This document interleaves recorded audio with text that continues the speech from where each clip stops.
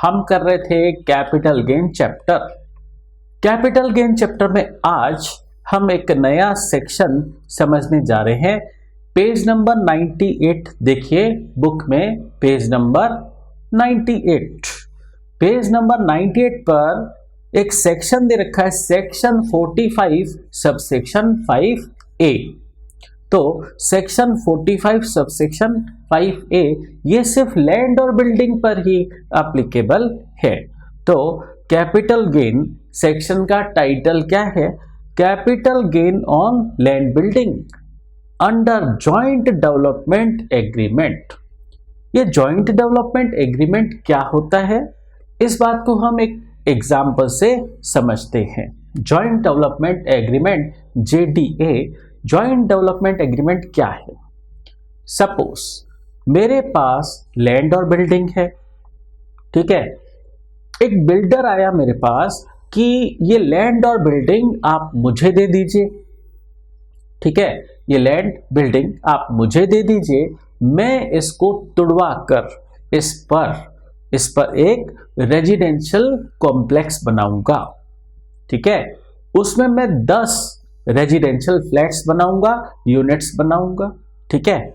10 residential flats बनाएगा वो, और मुझे मेरा कंसीडरेशन कैसे देगा? मैं उसे लैंड और बिल्डिंग ट्रांसफर कर रहा हूं, वो उस पर रेजिडेंशियल कॉम्प्लेक्स बनाएगा और सारी कंस्ट्रक्शन कॉस्ट वो बिल्डर ही इनकर करेगा। कंस्ट्रक्शन कॉस्ट पर सारा पैसा वो लगाएगा, ठीक है। मुझसे उसने क्या लिया? Land building. इसको तुड़वा कर नया कंस्ट्रक्शन वो अपने खर्चे पर कराएगा, और रेजिडेंशियल कॉम्प्लेक्स बनकर तैयार जब हो जाएगा उसमें 10 यूनिट्स होंगी। अब मुझे लैंड और बिल्डिंग ट्रांसफर करने का वो क्या कंसीडरेशन देगा? वो उस 10 रेजिडेंशियल यूनिट्स में से 6 यूनिट्स मुझे दे देगा। क्लियर? तो 10 यूनिट्स वो बनाएगा, सारी कंस्ट्रक्शन कॉस्ट वो इनकर करेगा, और उसमें से 6 रेजिडेंशियल यूनिट्स वो मुझे दे देगा। इसका मतलब मुझे मेरे लैंड बिल्डिंग ट्रांसफर करने का कंसीडरेशन काइंड में मिल रहा है, ठीक है। तो मुझे 6 कंस्ट्रक्टेड रेजिडेंशियल यूनिट्स मिल रही हैं, वो मेरा क्या है? Consideration in kind. किसका? लैंड और बिल्डिंग ट्रांसफर करने का, ठीक है। तो ये कहलाता है जॉइंट डेवलपमेंट एग्रीमेंट। तो अब इस केस में दिक्कत ये है कि मैं उस बिल्डर को कंस्ट्रक्शन के पर्पस से आज ही अपनी प्रॉपर्टी हैंडओवर कर दूंगा, ठीक है। अपनी लैंड और बिल्डिंग का पोजीशन मैं आज ही उसे दे दूंगा, ठीक है। लेकिन वो मुझे कंसीडरेशन काइंड में देगा, कंस्ट्रक्टेड 6 फ्लैट, ठीक है, 6 रेजिडेंशियल यूनिट्स के फॉर्म में देगा।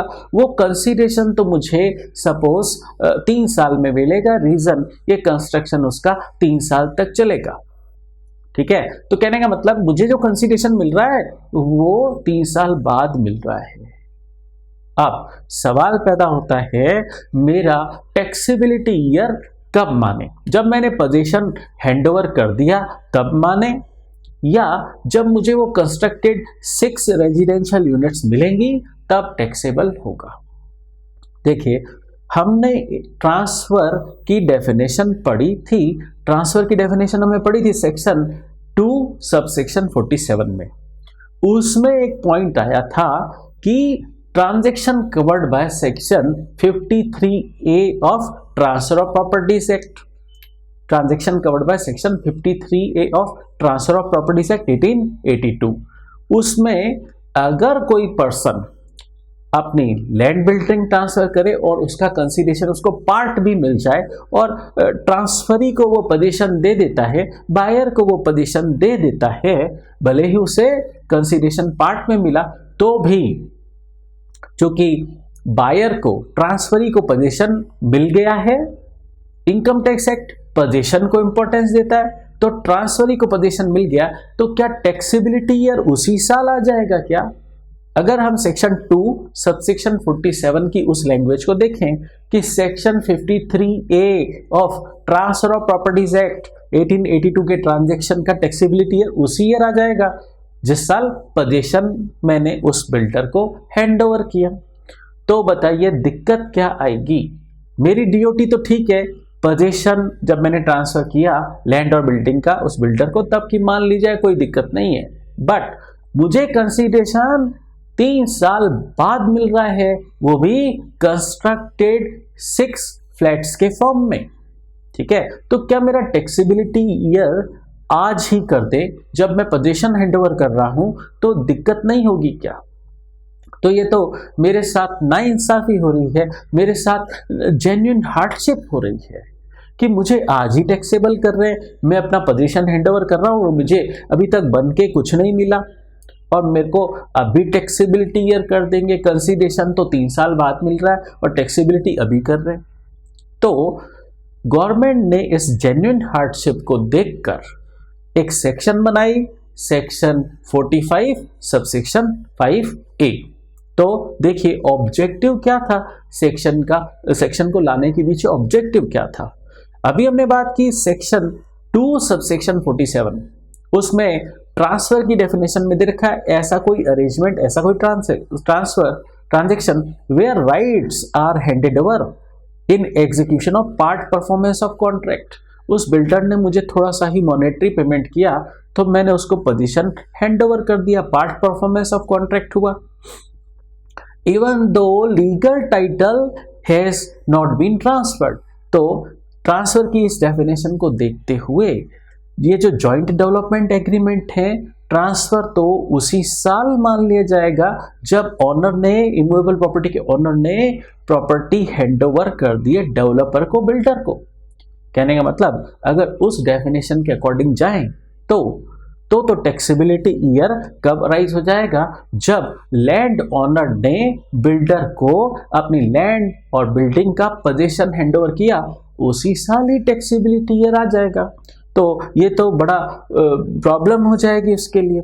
ठीक है, तो उस नतीजा क्या होगा, consequently capital gain tax liability in the hands of land owner would arise in the year in which position handed over. जिस साल पोजीशन हैंडओवर किया उसी साल टैक्सेबिलिटी आ जाएगी। ठीक है ना।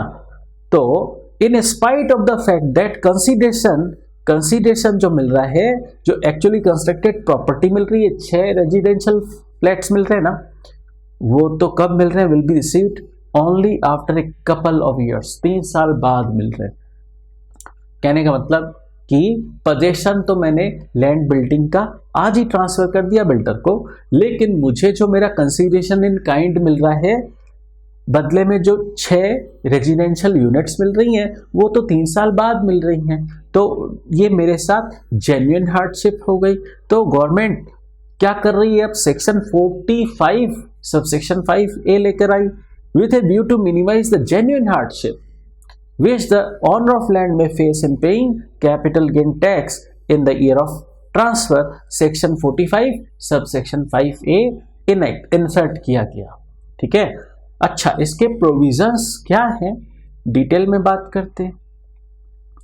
सेक्शन 45 सबसेक्शन 5A के प्रोविजंस क्या हैं? ये सेक्शन फर्स्ट ऑफ ऑल लगेगी किस पर, सिर्फ इंडिविजुअल एचयूएफ पर ही एप्लीकेबल है। ये सेक्शन 45 सबसेक्शन 5A सिर्फ इंडिविजुअल और एचयूएफ पर ही एप्लीकेबल है, कंपनी, पार्टनरशिप फर्म, अदर एसएसीज पर एप्लीकेबल नहीं है। ठीक है, तो एक इंडिविजुअल एचयूएफ ने एग्रीमेंट किया, एक इंडिविजुअल एचयूएफ ने एग्रीमेंट किया for development of A project. ठीक है, तो जैसे मैंने अपनी लैंड बिल्डिंग उस बिल्डर को दे दी, ठीक है, एग्रीमेंट करके, ताकि वो मेरे लैंड बिल्डिंग को तोड़कर उसकी जगह नया कंस्ट्रक्शन कर सके। ठीक है, तो मैंने उसको लैंड और बिल्डिंग ट्रांसफर की, इसका कैपिटल गेन किस ईयर में टैक्सेबल हो। अब गवर्नमेंट क्या कह रही है, जब मैंने उसको पोजीशन हैंडओवर किया उस ईयर में इस कैपिटल गेन को टैक्सेबल नहीं किया जाएगा। गवर्नमेंट मुझे रिलैक्सेशन दे रही है। ठीक है, गवर्नमेंट मुझे कुछ राहत दे रही है कि मेरा कैपिटल गेन जब मैंने उसको पोजीशन हैंडओवर किया अपनी लैंड बिल्डिंग का, उस ईयर में टैक्सेबल नहीं होगा। क्लियर। तो अब गवर्नमेंट मेरा टैक्सेबिलिटी ईयर क्या मानेगी, तो capital gain arising from such transfer shall be taxable in the previous year in which completion certificate for whole or part of the project is issued by competent authority। तो जब उस project का completion certificate competent authority issue करेगी, वो completion certificate, project completion certificate की issue date जब आएगी तब मेरा टैक्सेबिलिटी ईयर आएगा। ठीक है, तो टैक्सेबिलिटी ईयर क्या होगा, जब project construction completion certificate competent authority issue करेगी। ठीक है, उस साल मेरे लैंड बिल्डिंग का जो मैंने उस बिल्डर को ट्रांसफर किया उसका कैपिटल गेन उस साल टैक्सेबल होगा। ठीक है, जब वो प्रोजेक्ट कंप्लीट हो जाएगा और कंपेटेंट अथॉरिटी उसके कंप्लीशन सर्टिफिकेट इशू कर देगी, उस ईयर में कैपिटल गेन टैक्सेबल होगा। ठीक है, तो इसको हम छोटे से एक एग्जांपल से समझते हैं। देखो, सपोज मैंने लैंड बिल्डिंग का पोजीशन ट्रांसफर किया। कब ट्रांसफर किया, सपोज 1 जून 2019 को ट्रांसफर किया। ठीक है, इस डेट को मैंने उसको अपनी लैंड बिल्डिंग का पोजीशन ट्रांसफर कर दिया। ठीक है, तो ये मेरी डीओटी तो माना जाएगा, कोई दिक्कत नहीं है। डीओटी डेफर नहीं होगी। Government section 45 sub section 5A लाकर डीओटी को डेफर नहीं कर रही है, टैक्सेबिलिटी ईयर को डेफर कर रही है। तो गवर्नमेंट बोल क्या रही है, आपको कैपिटल गेन प्रीवियस ईयर 2019-20 में टैक्सेबल नहीं होगा, जब आपने पोजीशन हैंडओवर किया तब टैक्सेबल नहीं होगा। गवर्नमेंट कह रही है इस प्रॉपर्टी का कंस्ट्रक्शन होने दो, 3 साल लग रहे सपोज। ठीक है, तो 3 साल लग रहे हैं, तो सपोज ये प्रॉपर्टी का कंस्ट्रक्शन कंप्लीशन सर्टिफिकेट कब मिला, सपोज 31 दिसंबर 3 साल बाद 2021-22, तो 2022 में इसका प्रोजेक्ट कंस्ट्रक्शन कंप्लीशन सर्टिफिकेट मिला। तो मेरा टैक्सेबिलिटी ईयर क्या माना जाएगा, मेरा टैक्सेबिलिटी ईयर माना जाएगा 2022 और 23। ठीक है, जब उस बिल्डर को प्रॉपर्टी का कंस्ट्रक्शन कंप्लीशन सर्टिफिकेट इशू किया कंपेटेंट अथॉरिटी ने। अच्छा, कंपेटेंट अथॉरिटी का मतलब क्या, जैसे जोधपुर में जोधपुर डेवलपमेंट अथॉरिटी है और जैसे दिल्ली में दिल्ली डेवलपमेंट अथॉरिटी है, वैसे तो जोधपुर डेवलपमेंट अथॉरिटी JDA या DDA Delhi development authority construction completion certificate issue करेंगे तो उस साल टैक्सेबिलिटी ईयर आएगा।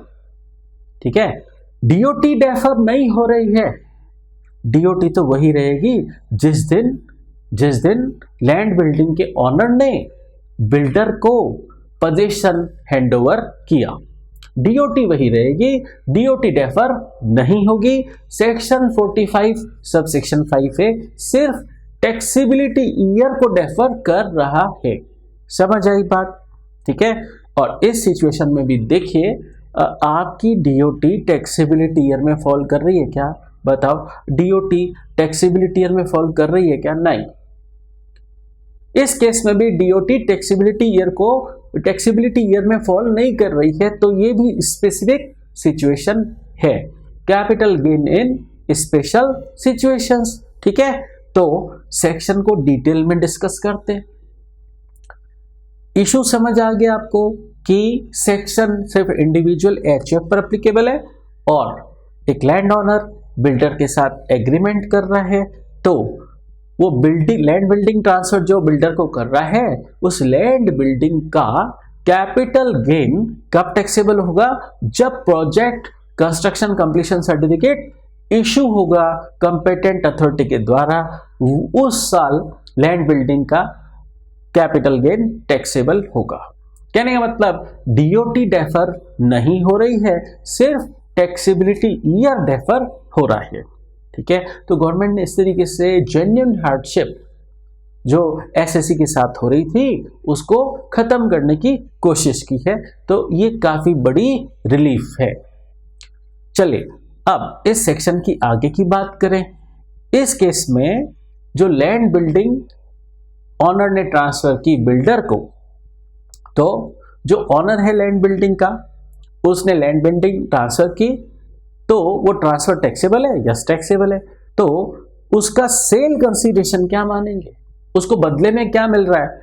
जैसे अभी हमने बात की, बदले में 6 रेजिडेंशियल यूनिट्स मिल रही है, तो वो जो बदले में 6 रेजिडेंशियल यूनिट्स मिल रही है ना, उनकी स्टाम्प ड्यूटी वैल्यू, जो प्रोजेक्ट में शेयर मिल रहा है, प्रोजेक्ट में शेयर कितना मिल रहा है, उसमें 10 रेजिडेंशियल यूनिट्स बनाएगा वो बिल्डर, उसमें से 6 दे रहा है ना, तो उसका वो शेयर जो है, जो लैंड बिल्डिंग के ऑनर को मिल रहा है बिल्डर से, अपना शेयर 6 रेजिडेंशियल यूनिट्स। ठीक है, ये स्टाम्प ड्यूटी वैल्यू किस दिन की? On the date of issue of completion certificate. Completion certificate issue होने की डेट की स्टाम्प ड्यूटी वैल्यू।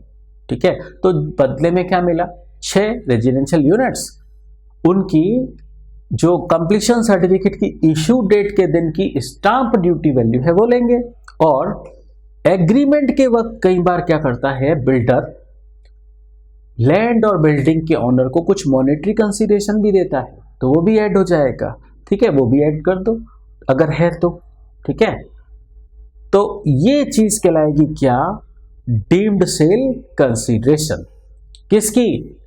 लैंड और बिल्डिंग जो बिल्डर को ट्रांसफर की गई है, उस लैंड और बिल्डिंग का डीम्ड सेल कंसीडरेशन इस तरीके से कैलकुलेट होगा। कैसे? प्रोजेक्ट कंप्लीशन सर्टिफिकेट के दिन जो रिसीव्ड शेयर है, बदले में जो 6 रेजिडेंशियल यूनिट्स मिली, उनकी स्टाम्प ड्यूटी वैल्यू, और एग्रीमेंट के वक्त जो मॉनेटरी कंसीडरेशन मिला, चेक मिला, कैश मिला, वो भी आ जाएगा, उसे माना जाएगा डीम्ड सेल कंसीडरेशन। ठीक है, अच्छा, डीओटी क्या होगी? जिस दिन लैंड और बिल्डिंग के ऑनर ने बिल्डर को प्रॉपर्टी हैंडओवर की है फॉर कंस्ट्रक्शन पर्पस, तो मतलब कहने का मतलब पोजीशन ट्रांसफर डेट, वो डीओटी मानेगी, माना जाएगा। हमने पहले भी बात की कि डीओटी डेफर नहीं होगी, डीओटी तो वही रहेगी जिस दिन लैंड बिल्डिंग के ऑनर ने बिल्डर को पोजीशन हैंडओवर किया। डेफर सिर्फ टैक्सेबिलिटी ईयर होगा, डीओटी डेफर नहीं होगी। क्लियर? अब ये हमने पढ़े सेक्शन 45 सबसेक्शन 5A के प्रोविजंस। अब देखिए, इसका एक एक्सेप्शन भी है, इसका एक एक्सेप्शन भी है कि एक केस में section 45 5A shall not apply, section लगेगा ही नहीं एक केस में। If SSC transfers his shares in project, his shares in project, क्या बदले में जो 6 रेजिडेंशियल यूनिट्स मिल रही हैं वो उसका हिस्सा है। किसका? लैंड और बिल्डिंग के ऑनर का हिस्सा क्या है? बदले में जो 6 रेजिडेंशियल यूनिट्स मिल रही हैं वो बेच दे, ट्रांसफर कर दे on or before, on or before मतलब up to, on or before मतलब up to date of issue of completion certificate, मतलब कंप्लीशन सर्टिफिकेट इश्यू होने की डेट से पहले या उस दिन ही वो अपना हिस्सा बेच दे। ठीक है, मतलब पहले ही बेच दे। कंस्ट्रक्शन कंप्लीशन सर्टिफिकेट अभी मिला ही नहीं है, या जिस दिन मिला है उस दिन, अगर जो लैंड ऑनर है जिसको बदले में 6 रेजिडेंशियल यूनिट्स मिलेंगी, वो अपना हिस्से में क्या मिलेगा उसे? 6 रेजिडेंशियल यूनिट्स, वो पहले ही बेच दे, तो फिर सेक्शन 45 5A नहीं लगेगी। ठीक है, इन सच ए केस तो कैपिटल गेन, अब सेक्शन 45 5A नहीं लगेगी इस केस में, तो क्या होगा? किस ईयर में टैक्सेबल होगा? जिस साल ट्रांसफर हुआ, और ट्रांसफर कब माना जाएगा? जिस साल पोजीशन हैंडओवर किया गया बिल्डर को। कहने का मतलब जिस साल डीओटी है वही टैक्सेबिलिटी ईयर माना जाएगा। ठीक है, डीओटी क्या थी? पोजीशन हैंडओवर की डेट, वही टैक्सेबिलिटी ईयर होगा, और फिर उस केस में टैक्सेबिलिटी ईयर डेफर नहीं होगा। क्यों? अरे सेक्शन 45 5A लगता है तो टैक्सेबिलिटी ईयर डेफर होता है। ठीक है, और अगर सेक्शन 45 5A ना लगे तो टैक्सेबिलिटी ईयर डेफर होगा ही नहीं, तो फिर टैक्सेबिलिटी ईयर क्या हो जाएगा? वही पोजीशन हैंडओवर वाली डेट, जब डीओटी आ रही है वही टैक्सेबिलिटी ईयर हो जाएगा। ठीक है, तो कब नहीं लगेगा, दोबारा बात करते, अगर एसएससी जो लैंड बिल्डिंग का ऑनर है अपना हिस्सा बदले में उसको जो हिस्सा मिल रहा है क्या 6 रेजिडेंशियल यूनिट्स बनकर मिल रही है कंस्ट्रक्टेड होके, तो अगर वो अपना हिस्सा बेच दे प्रोजेक्ट कंप्लीशन सर्टिफिकेट इशू होने की डेट से पहले या उसी दिन, दोनों बातें लिखिए, ऑन और बिफोर। अगर वो पहले ही बेच दे अपना हिस्सा, अपने हिस्से की यूनिट्स पहले ही बेच दे प्रोजेक्ट कंप्लीशन सर्टिफिकेट मिलने से पहले ही, तो फिर सेक्शन 45(5)(a) का एडवांटेज नहीं मिलेगा और उसका टैक्सेबिलिटी ईयर डेफर नहीं होगा। और उस केस में उसका टैक्सेबिलिटी ईयर क्या होगा, क्या होगा, जब उसने पोजीशन हैंडओवर किया वही ईयर उसका टैक्सेबिलिटी ईयर हो जाएगा। ठीक है, तो आगे दे रखा है आपको क्या, that is the previous year in which properties handed over, जब पोजीशन हैंडओवर हुआ वही उसका टैक्सेबिलिटी ईयर है। और इस केस में सेक्शन 45(5)(a) नहीं लगा तो नॉर्मल प्रोविजंस लगेंगे और नॉर्मल प्रोविजंस के हिसाब से उसका डीम्ड सेल कंसीडरेशन माना जाएगा। अच्छा, उसने क्या ट्रांसफर किया है, लैंड बिल्डिंग।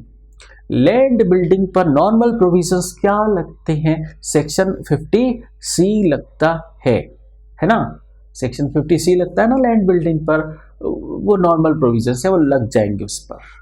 ठीक है, और कहने का मतलब 2 सिचुएशन है, तो इस बात को हम कुछ अब अलग तरीके से डिस्कस करते हैं। यहां से if individual HF transfer his shares in the project, his share in the project मतलब लैंड बिल्डिंग ट्रांसफर करने के एवज में जो 6 रेजिडेंशियल यूनिट्स मिल रही हैं वो उसका हिस्सा है। अगर वो अपना शेयर पहले ही बेच दे तो क्या होगा और अगर बाद में बेचे तो क्या होगा। देखिए, अगर बाद में बेचता है after the date of issue of completion certificate, बाद में बेचता है तो सेक्शन 45(5)(a) लगेगी और वो डीम्ड सेल कंसीडरेशन क्या बोलेगी कि डीम्ड सेल कंसीडरेशन आपका क्या, सेक्शन 45(5)(a) के हिसाब से क्या उस हिस्से का स्टाम्प ड्यूटी वैल्यू जो बदले में 6 रेजिडेंशियल यूनिट्स मिल रही है उनकी स्टाम्प ड्यूटी वैल्यू, वो भी किस दिन की, on the date of issue of project completion certificate, plus कोई मॉनेटरी कंसीडरेशन और भी मिला। कई बार बिल्डर लैंड बिल्डिंग के ऑनर को एग्रीमेंट के वक्त कुछ कंसीडरेशन देता है मॉनेटरी फॉर्म में, वो भी डीम्ड सेल कंसीडरेशन में ऐड हो जाएगा। तो टोटल डीम्ड सेल कंसीडरेशन इस तरीके से आएगा। और हमने बात की टैक्सेबिलिटी ईयर, इस केस में डेफर हो जाएगा, तो टैक्सेबिलिटी ईयर क्या होगा, TY मतलब taxability year, the year in which construction certificate for whole or part of the project is issued by competent authority.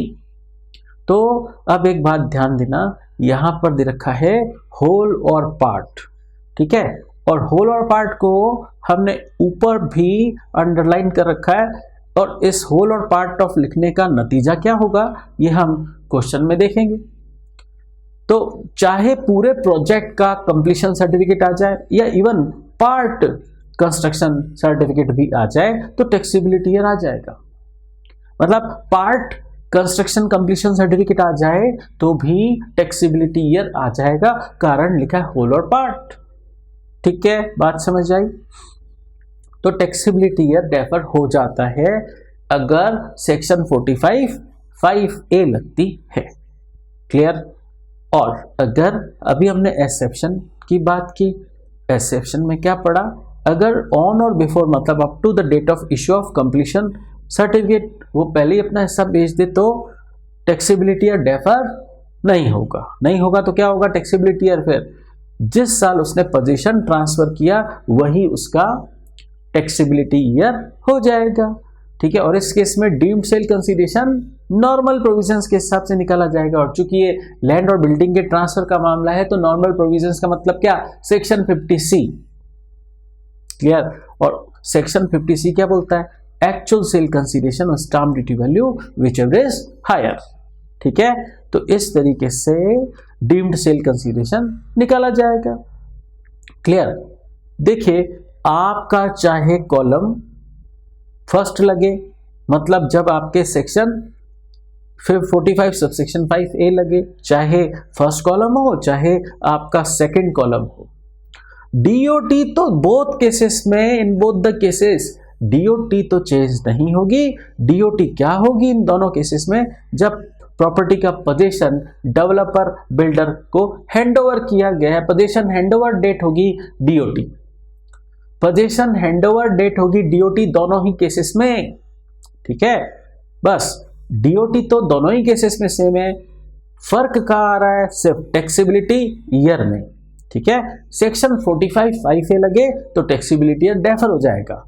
कब डेफर हो जाएगा, किस साल में होगा टैक्सेबिलिटी ईयर, जब उस प्रोजेक्ट का whole or part project completion certificate issue हो बाय कंपेटेंट अथॉरिटी, वो होगा आपका टैक्सेबिलिटी ईयर। लेकिन अगर वो पहले ही अपना शेयर बेच दे, अपने हिस्से में मिलने वाली यूनिट्स को पहले ही बेच दे, तो फिर टैक्सेबिलिटी ईयर डेफर्ड नहीं होगा। और फिर डीम्ड सेल कंसीडरेशन भी किसके हिसाब से आएगा, सेक्शन 50C के हिसाब से आएगा। और टैक्सेबिलिटी ईयर भी क्या होगा, जब पोजीशन ट्रांसफर किया गया है। बात समझ आ रही है? ठीक है, तो ये बातें हैं, ये सेक्शन 45 सबसेक्शन 5A के प्रोविजंस हमने पढ़े। तो आगे और बात कर देते हैं हम, कंपेटेंट अथॉरिटी का क्या मतलब है।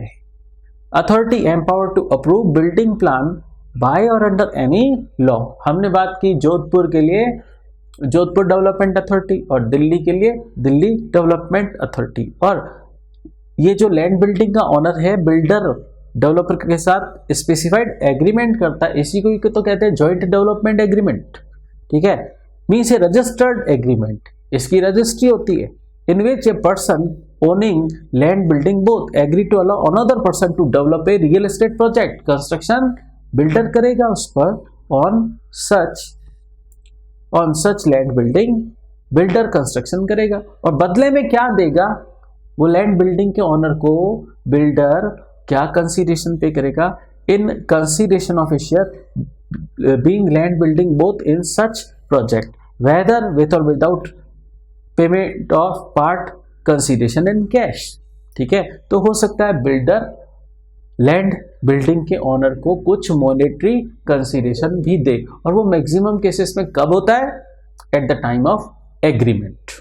ठीक है, ये जो गेन हुआ इस पर एसएससी एग्जाम्पशन ले सकता है, मना नहीं है। सेक्शन 54 का एग्जाम्पशन, 54EC का, 54EE का, 54F का। हाँ, उन सेक्शंस पे लिखी हुई कंडीशंस सेटिस्फाई हो तो ही एसएससी इस कैपिटल गेन पर एग्जाम्पशन ले सकता है।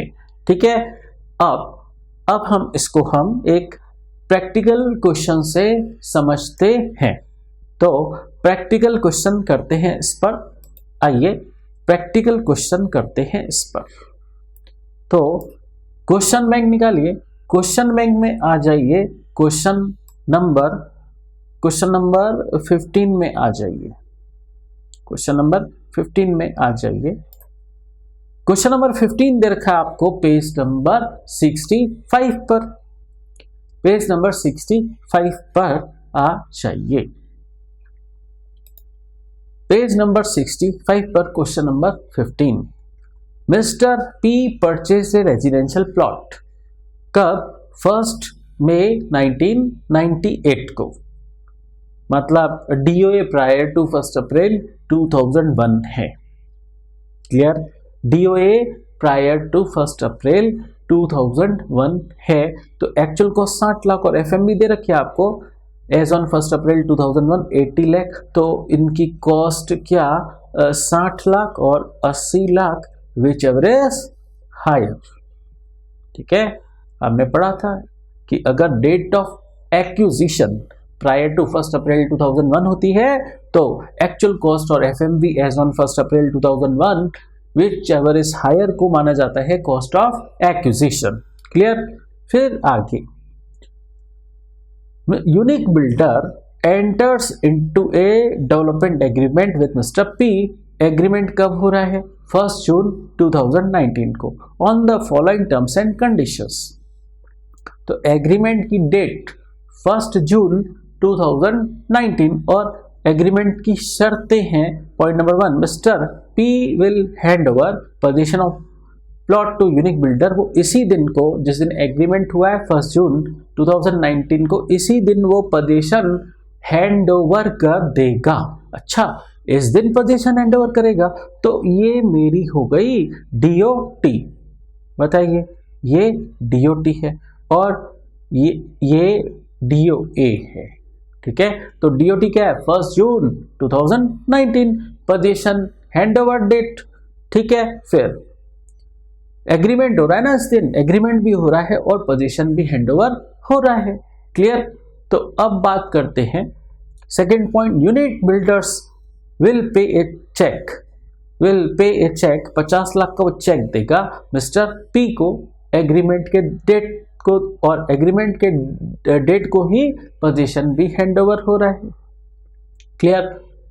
यूनिक बिल्डर क्या काम करेगा इस रेजिडेंशियल प्लॉट पर? Unique builders will construct 10 residential units on plot and will give 6 units to mister P. Mister P को वो बदले में 6 यूनिट्स देगा, उस पर 10 बनाएगा और 6 मिस्टर पी को दे देगा, मतलब 4 अपने पास रखेगा। ठीक है, these 10 units will be completed by, पूरी 10 यूनिट्स कब कंप्लीट होंगी? 31 दिसंबर 2022 को। तो प्रोजेक्ट कंप्लीट कब होगा? 31 दिसंबर 2022 को। On that date 6 units will be handed over to mister P. तो इसी दिन यूनिक बिल्डर वो 6 यूनिट्स मिस्टर पी को दे देगा।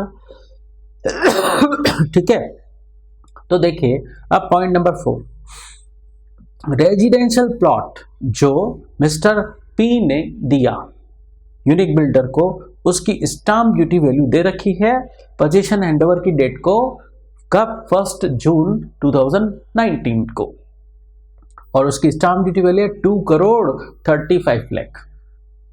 2 करोड़ 35 लाख है स्टाम्प ड्यूटी वैल्यू। ध्यान रखना, ये रेजिडेंशियल प्लॉट की है।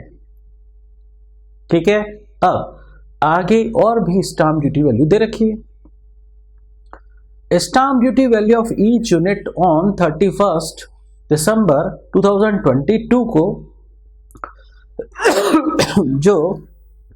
जो यूनिट्स कंप्लीट हो जाएंगी ना, जो यूनिट्स कंप्लीट हो जाएंगी 10, जो बिल्डर बनाएगा 10 यूनिट्स बनाएगा ना, उसकी ईच यूनिट की स्टाम्प ड्यूटी वैल्यू दे रखी है और ये आपकी प्रोजेक्ट कंप्लीशन डेट है। बट ध्यान रखना, ये ईच यूनिट की है, वो जो 10 यूनिट बनाएगा ना उसकी स्टाम्प ड्यूटी वैल्यू है। तो पॉइंट नंबर 4 में जो स्टाम्प ड्यूटी वैल्यू है वो उस रेजिडेंशियल प्लॉट की है, और पॉइंट नंबर 5 में वो जो रेजिडेंशियल यूनिट्स बनेंगी उनकी स्टाम्प ड्यूटी वैल्यू दे रखी है। और प्रोजेक्ट कंप्लीशन सर्टिफिकेट कब आया? कंपेटेंट अथॉरिटी ने इशू कर दिया 31 दिसंबर 2022 को। ठीक है, ये क्वेश्चन हमें दे रखा है। अब इसमें हम काफ़ी सारी सिचुएशंस ऐड करेंगे आगे चल के। तो अभी तो हम जो हमको बेसिक इंफॉर्मेशन दे रखी है उसके हिसाब से कैपिटल गेन कंप्यूट कर लेते हैं। तो part A compute amount of capital gain, ये क्वेश्चन का पार्ट ए है। ठीक है, आगे क्वेश्चन में और भी पार्ट्स आएंगे जिसमें हम क्या करेंगे, सिचुएशंस थोड़ा थोड़ा चेंज करते रहेंगे और उस चेंज्ड सिचुएशन के अकॉर्डिंग आंसर पे क्या फर्क आता है वो भी डिस्कस करेंगे। क्लियर? चलिए अब आंसर, कैपिटल गेन कंप्यूट करना है इस रेजिडेंशियल प्लॉट का जो मिस्टर पी ने ट्रांसफर किया है बिल्डर को, उसका कैपिटल गेन। देखिए डेट ऑफ एक्विजिशन तो 1 मई 1998 है और पोजीशन हैंडओवर की डेट क्या है? 1 जून 2019। 1 जून 2019 यह है पोजीशन हैंडओवर की डेट। ये डीओटी कहलाएगी, ये डीओटी कहलाएगी, ठीक है, ये डीओटी कहलाएगी। बट टैक्सेबिलिटी ईयर तो डेफर हो जाएगा। टैक्सेबिलिटी ईयर क्या होगा? जब प्रोजेक्ट का कंप्लीशन सर्टिफिकेट इश्यू करेगी कंपेटेंट अथॉरिटी, वो जब इश्यू होगा उस ईयर में आएगा टैक्सेबिलिटी ईयर, ठीक है। तो प्रोजेक्ट कंप्लीशन सर्टिफिकेट की इश्यू डेट क्या है? प्रोजेक्ट कंप्लीशन की इश्यू डेट क्या है? इश्यू डेट है 21 दिसंबर 2022, ठीक है। तो ये प्रीवियस ईयर कौन सा हुआ? ये प्रीवियस ईयर हुआ 2022-23, ठीक है। तो टैक्सेबिलिटी ईयर ये हो गया, बोलिए टैक्सेबिलिटी ईयर 2022-23 ये हो गया, यस टैक्सेबिलिटी ईयर तो ये हो गया, मतलब टैक्सेबिलिटी ईयर डेफर हो गया। क्लियर? क्योंकि सेक्शन 45(5) लग रही है तो उसके हिसाब से डीओटी क्या, उसके हिसाब से डीओटी तो वही रहेगी, पोजीशन हैंडओवर की डेट। डीओटी डेफर नहीं होगी, सिर्फ टैक्सेबिलिटी ईयर डेफर होगा, समझे? अच्छा, अब सेक्शन 45(5) लगा तो डीम्ड सेल कंसीडरेशन क्या मानेंगे? डीम्ड सेल कंसीडरेशन क्या मानेंगे? मिस्टर पी को कितनी यूनिट्स मिल रही हैं? 6 यूनिट्स मिल रही है, ठीक है। और ईच यूनिट की स्टाम्प ड्यूटी वैल्यू 31 दिसंबर 2022 की कितनी है? Stamp duty value each unit की 52 लाख, ठीक है। और 50 लाख का तो चेक इसको पहले ही मिल गया। ये 50 लाख का चेक इसको कब मिला था? ये 50 लाख का चेक इसको 1 जून 2019 को मिला था, ठीक है। 1 जून 2019 को मिला ये 50 लाख का चेक। बट ये भी टैक्सेबल कब हो रहा है? इसका भी टैक्सेबिलिटी ईयर 2022-23 है, क्योंकि टैक्सेबिलिटी ईयर डेफर हो गया क्योंकि सेक्शन 45(5) लगा, ठीक है ना। तो अब उसके अकॉर्डिंग डीम्ड सेल कंसीडरेशन कितना हो गया? 3 करोड़ 62 लाख, 3 करोड़ 62 लाख हो गया deemed sale consideration under section 45 subsection 5 है।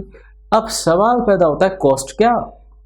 देखो कॉस्ट के लिए तो हम पहले ही बात कर चुके हैं क्वेश्चन में। कॉस्ट के लिए तो पहले ही बात हो चुकी थी कि एक्चुअल कॉस्ट 60 लाख और FMV as on 1 April 2001 whichever is higher, क्योंकि डीओए प्रायर टू 1 अप्रैल 2001 है, ठीक है। तो कितनी हो गई कॉस्ट? 80 लाख, ठीक है ना। और ये क्या है? रेजिडेंशियल प्लॉट है ना, तो इसको लॉन्ग टर्म होने के लिए एक्सीडिंग 24 मंथ्स होगा तो हो जाएगा लॉन्ग टर्म। तो देखिए हो गया क्या?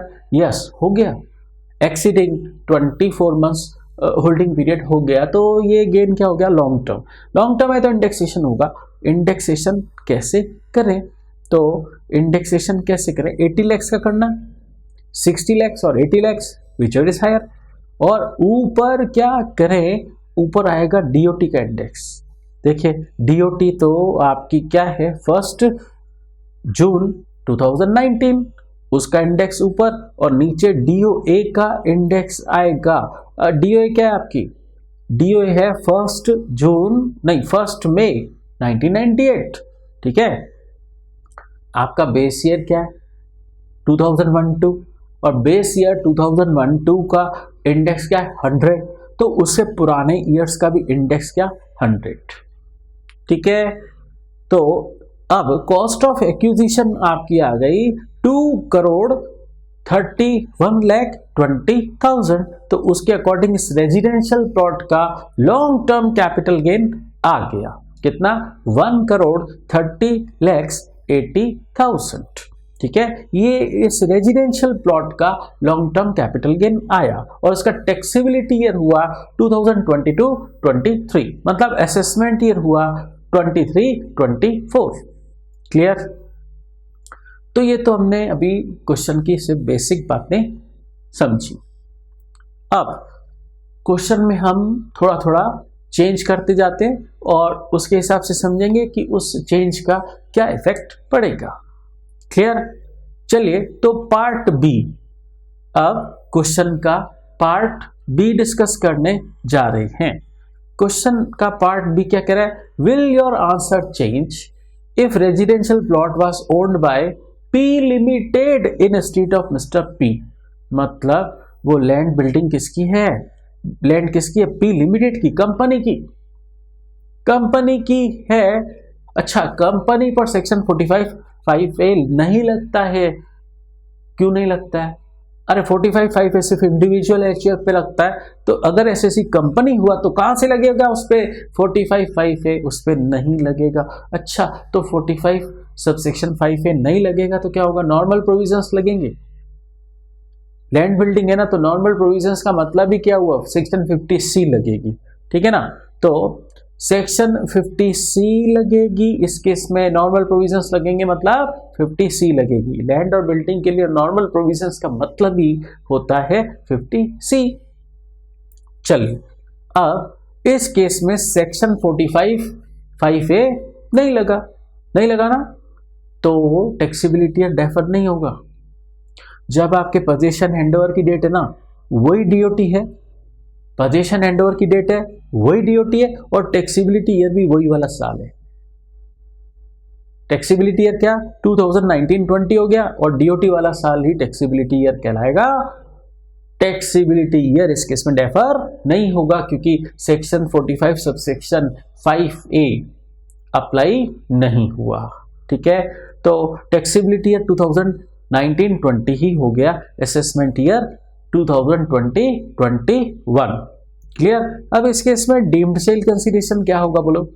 डीम्ड सेल कंसीडरेशन क्या होगा, सेक्शन 50C के हिसाब से, सेक्शन 50C के हिसाब से डीम्ड सेल कंसीडरेशन क्या होगा, तो 2 करोड़ 35 लाख होगा। बोलो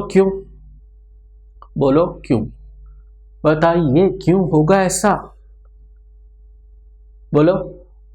देखिए, एक्चुअल सेल कंसीडरेशन पता है क्या, नहीं। सेक्शन 50C क्या बोलता है section 50C, actual sale consideration stamp duty value whichever is higher, ये बोलता है ना। तो एक्चुअल सेल कंसीडरेशन आपको पता है क्या, नहीं पता है ना। लेकिन वो पता नहीं है तो उस केस में क्या होता है, अगर आपको कंसीडरेशन नहीं पता होता है ना, तो उसकी फेयर मार्केट वैल्यू को आप कंसीडरेशन मान सकते हैं। और चूंकि ये मूवेबल प्रॉपर्टी है, तो फेयर मार्केट वैल्यू किसको माने, स्टाम्प ड्यूटी वैल्यू को। तो चूंकि एक्चुअल सेल कंसीडरेशन नहीं है पता, तो इस केस में हम स्टाम्प ड्यूटी वैल्यू को ही सेल कंसीडरेशन मान लेते हैं। क्लियर। तो अब इस तरीके से आ गया मेरा deemed sale consideration section 50C के हिसाब से। और 50C क्यों लगा, क्योंकि सेक्शन 45 सबसेक्शन 5(a) नहीं लगा, तो इसकी वजह से टैक्सेबिलिटी ईयर भी डेफर नहीं होगा, और डीओटी वाले साल में ही मेरा टैक्सेबिलिटी ईयर आ जाएगा। क्लियर। दोबारा सुनो, ये deemed sale consideration 2 crore 35 lakh क्यों लिया गया। देखो, सेक्शन 50C आपको कहता है कि एक्चुअल सेल कंसीडरेशन एक्चुअल चाहिए, और स्टाम्प ड्यूटी वैल्यू, ठीक है, whichever is higher. But आपके पास एक्चुअल अवेलेबल नहीं है, क्योंकि आपको तो कंस्ट्रक्टेड 6 यूनिट्स मिलेंगी मिस्टर पी को, है ना। तो एक्चुअल तो अभी पता ही नहीं है। स्टाम्प ड्यूटी वैल्यू, अब एक सेक्शन है, सेक्शन 50D है, जो कि आगे हम पढ़ेंगे। सेक्शन 50D आएगा, सेक्शन 50D, उसमें क्या दे रखा है, अगर किसी एसेट की आपको एक्चुअल सेल कंसीडरेशन पता ना हो, अगर किसी एसेट का, कैपिटल एसेट का आपको एक्चुअल सेल कंसीडरेशन एसर्टेनेबल ना हो, तो आप उस एसेट की फेयर मार्केट वैल्यू ऑन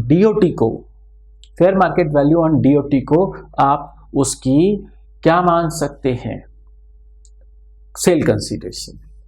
तो अगर सेल कंसीडरेशन नहीं है पता, तो एफएमवी ऑन डीओटी को ही सेल कंसीडरेशन माना जा सकता है, ऐसा सेक्शन 50D में दे रखा है। बोलो, अब मैं क्या लगाऊं यहां पर, 50D लगाऊं या 50C लगाऊं। दो सेक्शन में फिर क्लैश पैदा हो गया यहाँ पर, है ना। तो सेक्शन 50D तो कहता है कंसीडरेशन पता नहीं हो तो एफएमवी और डीओटी को सेल कंसीडरेशन माना जा सकता है, और 50C कहता है स्टाम्प ड्यूटी वैल्यू, है ना। तो अब देखिए दोनों के प्रोविजंस को साथ अप्लाई करते हैं। सेक्शन 50D कहता है एफएमवी को मान लो सेल कंसीडरेशन, और एफएमवी इमूवेबल प्रॉपर्टी के केस में हम क्या मान ले, स्टाम्प ड्यूटी वैल्यू को एफएमवी मान ले क्या, हाँ मान सकते। और 50C क्या बोल रहा है, एक्चुअल और stamp duty value which is higher, actual का पता ही नहीं है, तो स्टाम्प ड्यूटी वैल्यू वो सेक्शन भी स्टाम्प ड्यूटी वैल्यू लेने का ही बोल रहा है। कहने का मतलब सेक्शन 50C भी आपको stamp duty value sale consideration के तौर पर लेने को कह रहा है, और 50D भी स्टाम्प ड्यूटी वैल्यू को सेल कंसीडरेशन के तौर पर लेने को कह रहा है। तो बोलो ले कि नहीं स्टाम्प ड्यूटी वैल्यू को सेल कंसीडरेशन के तौर पर, बोलो ले। चलिए कॉस्ट ऑफ एक्विजिशन तो सेम ही आएगी जैसे पार्ट ए में आई थी, 80 लाख का इंडेक्सेशन कर दो सेम।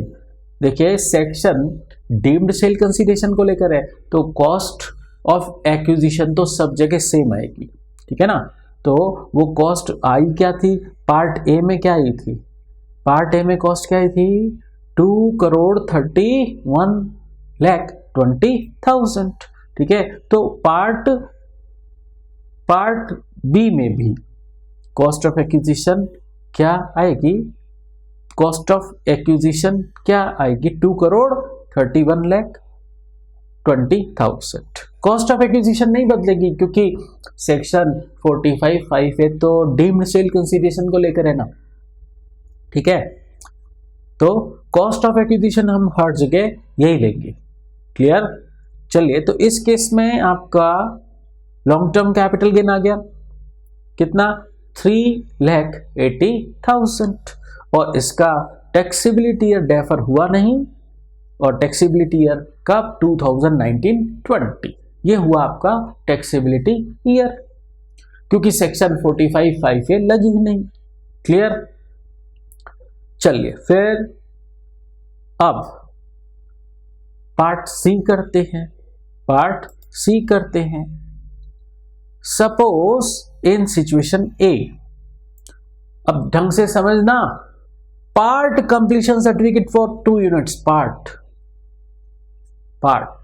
ठीक है। पार्ट कंप्लीशन सर्टिफिकेट सिर्फ 2 यूनिट्स का कंपिटेंट अथॉरिटी ने इश्यू कर दिया 31 दिसंबर 2020 को, और ईच फ्लैट की इस दिन की stamp duty value 43 lakh per unit है, ठीक है। अब हमने बात की थी कि अगर पार्ट कंप्लीशन सर्टिफिकेट भी हो जाए तो टैक्सेबिलिटी ईयर आ जाएगा, पढ़ा था कि नहीं।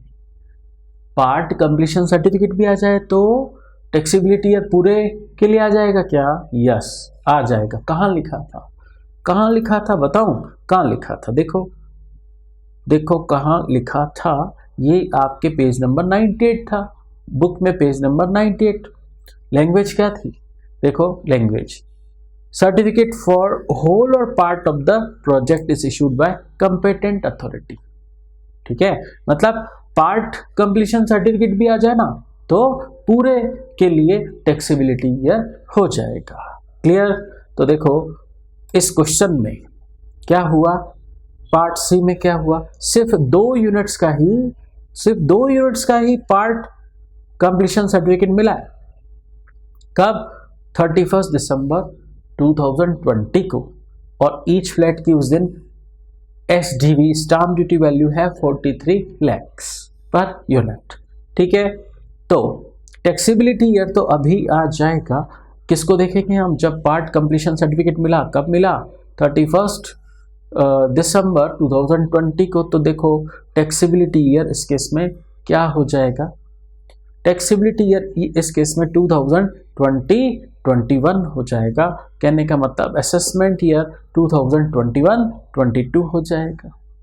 तो पार्ट कंप्लीशन सर्टिफिकेट हो जाए तब भी पूरे 6 यूनिट्स के लिए, पूरे के लिए कंप्लीशन सर्टिफिकेट देखिए कंस्ट्रक्शन सर्टिफिकेट पार्ट के लिए मिला है, 2 यूनिट्स का ही मिला है, ठीक है, बट हमारे रेजिडेंशियल प्लॉट का टैक्सेबिलिटी ईयर उसी ईयर में मान लिया जाएगा, भले ही पार्ट कंप्लीशन सर्टिफिकेट मिला हो। क्लियर? तो देखिए अब कैसे करें, हमारा टैक्सेबिलिटी ईयर क्या 2020-21, ठीक है, 2020-21 निकाला ना, हाँ, जब आपका वो पार्ट कंप्लीशन सर्टिफिकेट हुआ 31 दिसंबर 2020 को, उस साल टैक्सेबिलिटी ईयर हो जाएगा, ठीक है। तो टैक्सेबिलिटी ईयर क्या 2020-21, और डीओटी तो चेंज नहीं होगी, डीओटी तो वही रहेगी, पोजीशन हैंडओवर डेट 1 जून 2019, और डीम्ड सेल कंसीडरेशन क्या होगा, अभी भी क्या सेक्शन 45 सबसेक्शन 5 में लग रही है, यस लग रही है।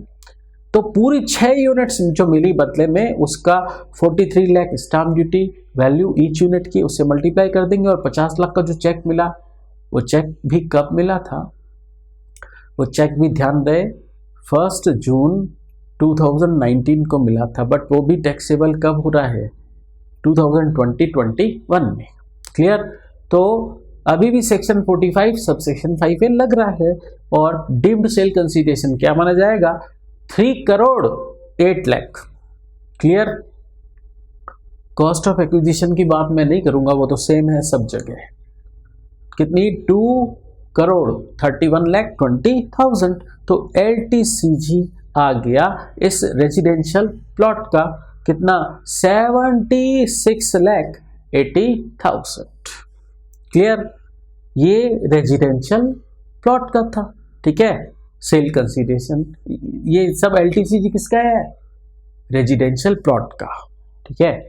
अरे बदले में 6 यूनिट्स मिली वो अलग बात है, ये LTCG है किसका, रेजिडेंशियल प्लॉट का, जो मिस्टर पी ने यूनिक बिल्डर को ट्रांसफर किया था जॉइंट डेवलपमेंट एग्रीमेंट में। क्लियर? अब अगर सेक्शन 45 5A लगता है तो देखिए लैंड बिल्डिंग का कैपिटल गेन हम कंप्यूट कर चुके हैं, बदले में मिस्टर पी को क्या मिला 6 रेजिडेंशियल यूनिट्स मिली। क्या मिली मिस्टर पी को, बदले में 6 रेजिडेंशियल यूनिट्स मिली। ध्यान से सुनना, ध्यान से सुनोगे नींद नहीं लोगे, बहुत इंपॉर्टेंट टेक्निकल पॉइंट आ रहा है, ठीक है, तो ढंग से सुनो। ये आज जो सेक्शन 45 5A में लग गया, ठीक है, जो डीम्ड सेल कंसीडरेशन माना गया इस रेजिडेंशियल प्लॉट का, और प्लॉट के बदले में अब इसको क्या मिल रहा है 6 रेजिडेंशियल यूनिट्स। कल को ये बदले में मिलेंगी 6 रेजिडेंशियल यूनिट्स, फ्यूचर में कभी बेचे तो बेच सकता है क्या, बेच सकता है। बदले में जो 6 रेजिडेंशियल यूनिट्स बेची मिली प्लॉट ट्रांसफर करने के एवज में, इसको 6 रेजिडेंशियल यूनिट्स मिली, वो फ्यूचर में सेल कर सकता है ना, हाँ कर सकता है। तो फिर उनकी कॉस्ट क्या मानेंगे, उन 6 रेजिडेंशियल यूनिट्स की कॉस्ट क्या मानेंगे, इश्यू ये अराइज हो रहा है। तो अब इससे रिलेटेड एक और सेक्शन पढ़ना पड़ेगा, क्या सेक्शन 49 का सबसेक्शन 7, ठीक है। तो इससे रिलेटेड एक सेक्शन है सेक्शन 49 सबसेक्शन 7। तो देखिए वो कहां दे रखा है, देखिए वो दे रखा है आपको सेक्शन 49 सबसेक्शन 7 दे रखा है आपको, पेज नंबर 93 पर दे रखा है। पेज नंबर 93 निकालो बुक में, पेज नंबर 93 निकालो बुक में। आपका वो सेक्शन किस बात को लेकर है, डीम्ड सीओए को लेकर है, deemed cost of acquisition, deemed cost of acquisition को लेकर है। ढंग से समझना, रिलेटेड सेक्शन है सेक्शन 45 5A से related section 49 subsection 7 cost of acquisition को लेकर। किसकी कॉस्ट, अरे वो बदले में जो 6 रेजिडेंशियल यूनिट्स मिली, कल को मिस्टर पी उनको बेचे तो उनकी कॉस्ट क्या मानेगा, वो 6 रेजिडेंशियल यूनिट्स फ्यूचर में बेची जाए तो उनकी कॉस्ट क्या होगी, सेक्शन 49 सबसेक्शन 7 उसके बारे में बात कर रहा है। क्या बात कर रहा है देखो, तो देखो सेक्शन 49 सबसेक्शन 7 के क्या प्रोविजंस हैं। Where the capital gain arises from transfer of share in project। Share in project क्या, वो बदले में जो 6 यूनिट्स मिली वो शेयर इन प्रोजेक्ट है। हाँ, रिसीव्ड अंडर सेक्शन 45 सबसेक्शन 5 है, तो अंडर जॉइंट डेवलपमेंट एग्रीमेंट में मिली है ना, तो उस रिसीव्ड शेयर की जो बदले में 6 यूनिट्स मिली ना, उनकी डीम्ड सीओए क्या होगी। बदले में जो 6 रेजिडेंशियल यूनिट्स मिली, कल को मिस्टर पी उनको बेचेगा तो उनकी कॉस्ट क्या मानेगा, तो कह रहे हैं वही मानेगा जो 45 सबसेक्शन 5 में सेल कंसीडरेशन माना गया था रेजिडेंशियल प्लॉट का। जो रेजिडेंशियल प्लॉट का जो सेल कंसीडरेशन था वो ये जो बदले में 6 यूनिट्स मिली हैं इसकी कॉस्ट माना जाएगा। क्लियर। तो देखो इस तरीके से समझना है आपको, मैं इजी करके लिख देता हूं यहां पर। देखो आज जो रेजिडेंशियल प्लॉट इसने बेचा, इसका सेल कंसीडरेशन जो सेक्शन 45(5)(a) में लिया गया, वही सेल कंसीडरेशन वो जो बदले में 6 यूनिट्स मिली कंस्ट्रक्ट होके, ठीक है, वो सेल कंसीडरेशन जो प्लॉट का था वही इन 6 यूनिट्स की कॉस्ट ऑफ एक्विजिशन माना जाएगा। ठीक है, तो कॉस्ट ऑफ एक्विजिशन के लिए सेक्शन कौन सा, सेक्शन 49 का सबसेक्शन 7। क्लियर। तो अगर प्लॉट का सेल कंसीडरेशन इन 6 यूनिट्स जो बदले में रिसीव 6 यूनिट्स उसकी कॉस्ट माना जाएगा। प्लॉट का कंसीडरेशन इन 6 रेजिडेंशियल यूनिट्स की कॉस्ट माना जाएगा। ठीक है, ऐसा सेक्शन 49 सबसेक्शन 7 में दे रखा है। क्लियर। तो देखो सेक्शन 49 सबसेक्शन 7 क्या कह रहा है कि कॉस्ट वही मानेंगे आप, कॉस्ट वही मानेंगे जो amount of deemed sale consideration था अंडर सेक्शन 45(5) पे। अभी हमने एक केस डिस्कस किया कि अगर वो अपना received share project completion date से पहले बेच दे या अप टू उस डेट को भी बेच दे, जो रिसीव्ड शेयर है ना बदले में 6 यूनिट्स मिली वो पहले ही बेच दे, वो प्रोजेक्ट कंप्लीशन सर्टिफिकेट से पहले ही बेच दे, तो सेक्शन 45(5) है नहीं लगता है, पढ़ा था ना।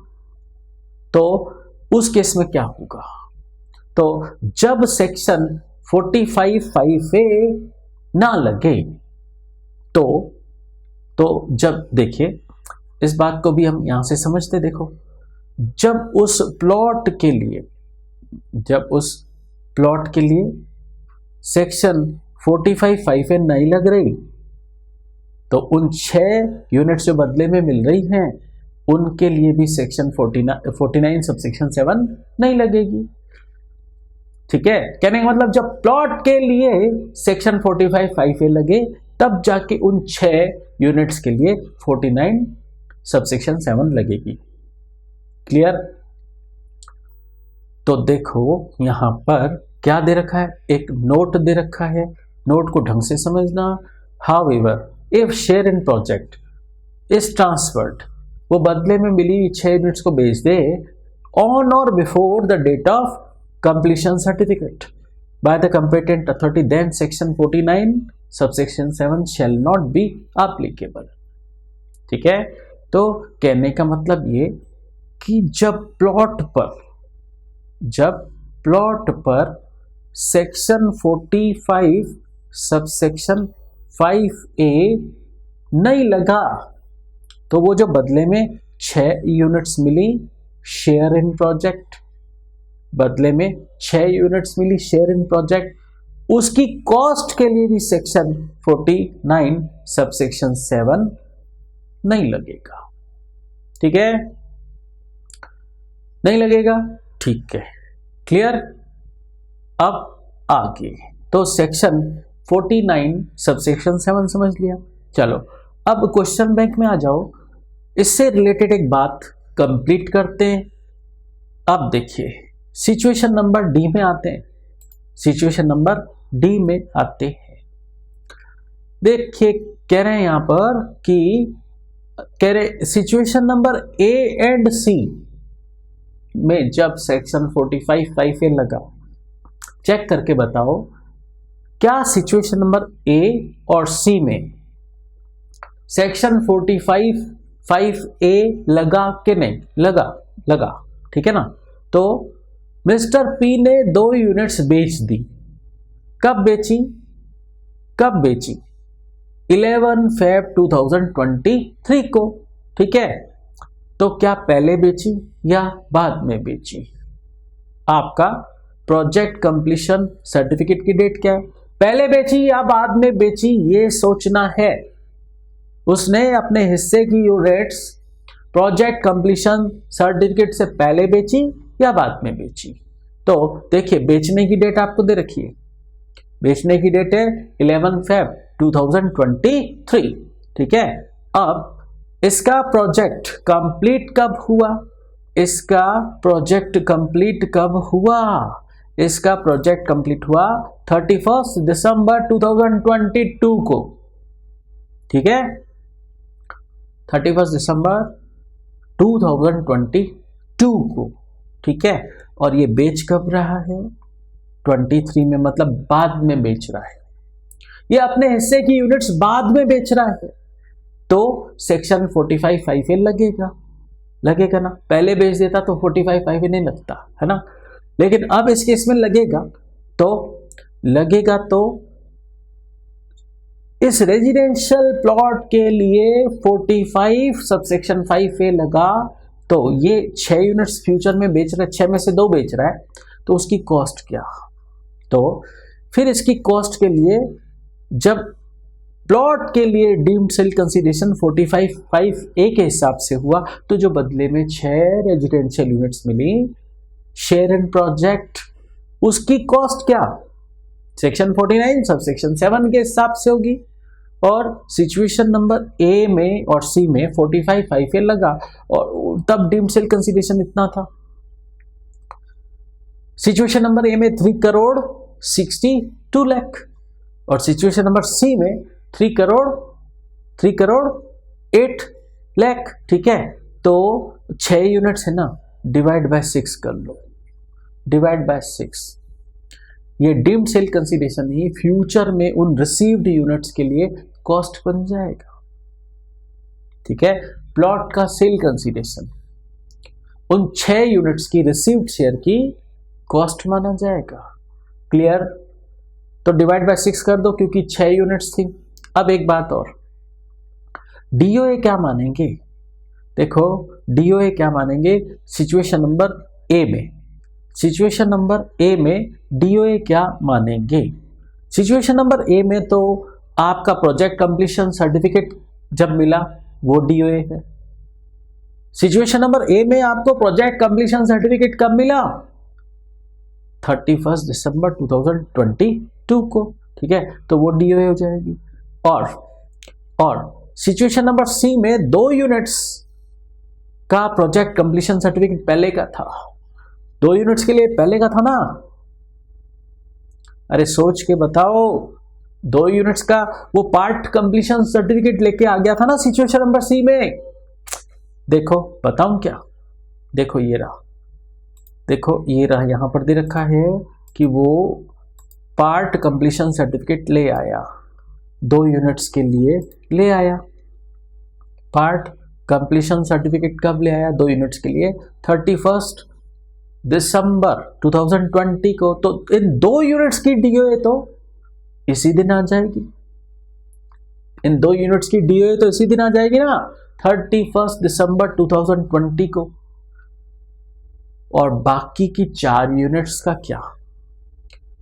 जब उनका प्रोजेक्ट कंप्लीशन सर्टिफिकेट आएगा, ठीक है ना, तो इन 2 यूनिट्स के लिए तो 31 दिसंबर 2022 और बाकी की 4 बैलेंस यूनिट्स के लिए एक्चुअल डेट ऑफ पोजीशन जब उनका कंस्ट्रक्शन कंप्लीशन सर्टिफिकेट आएगा, वो उसकी कहलाएगी डेट ऑफ एक्विजिशन। क्लियर? अब सेक्शन बड़ा टेक्निकल है, ढंग से समझना।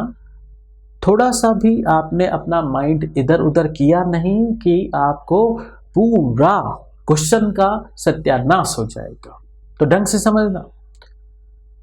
सिचुएशन नंबर ई हम थोड़ा सा चेंज कर रहे हैं। Suppose in situation a mister P sells 2 units before issue of completion certificate. Completion certificate से पहले ही बेच देता है वो, ठीक है, कंप्लीशन सर्टिफिकेट से पहले ही बेच देता है ना वो। कब?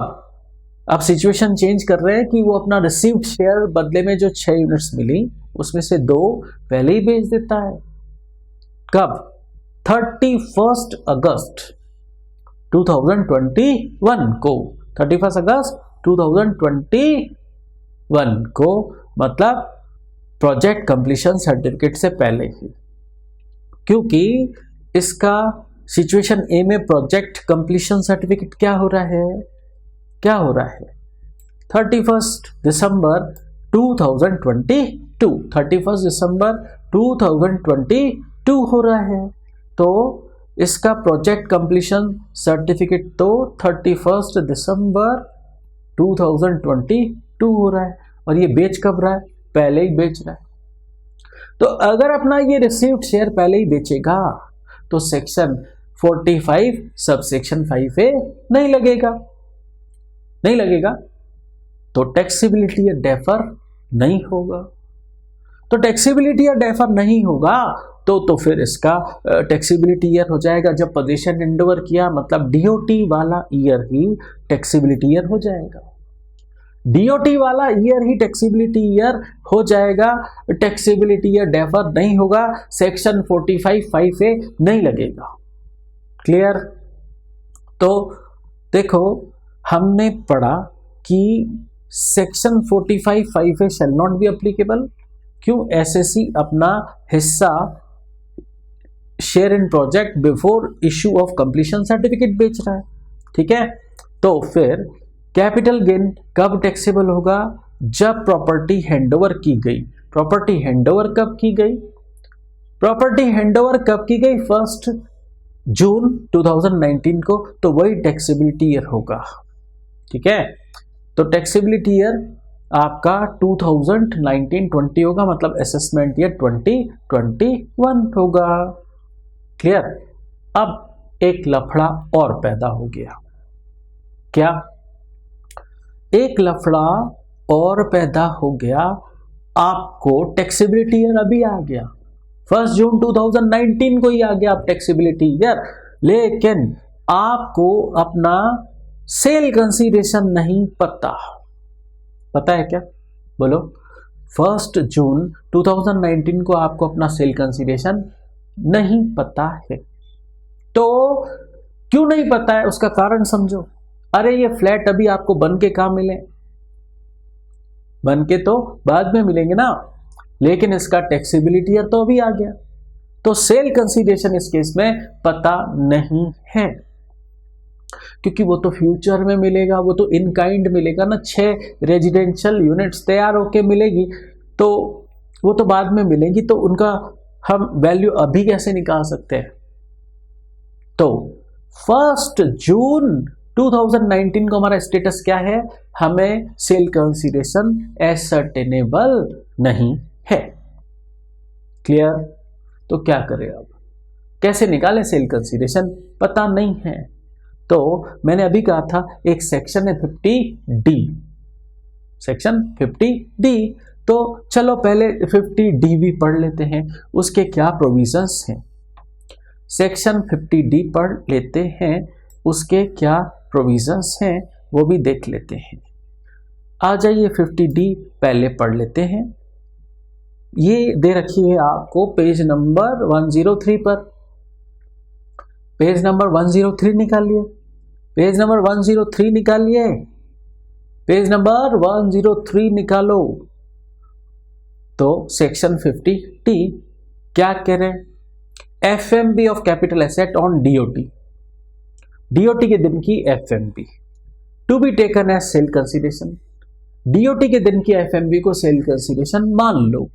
If consideration is not determinable, पता नहीं है, तो सेक्शन क्या लिखा है, प्रोविजन क्या है, where sale consideration as a result of transfer of capital asset by SSC is not ascertainable, या तो पता नहीं है या कैन नॉट बी डिटरमाइंड, तो then for the purpose of computing taxable capital gain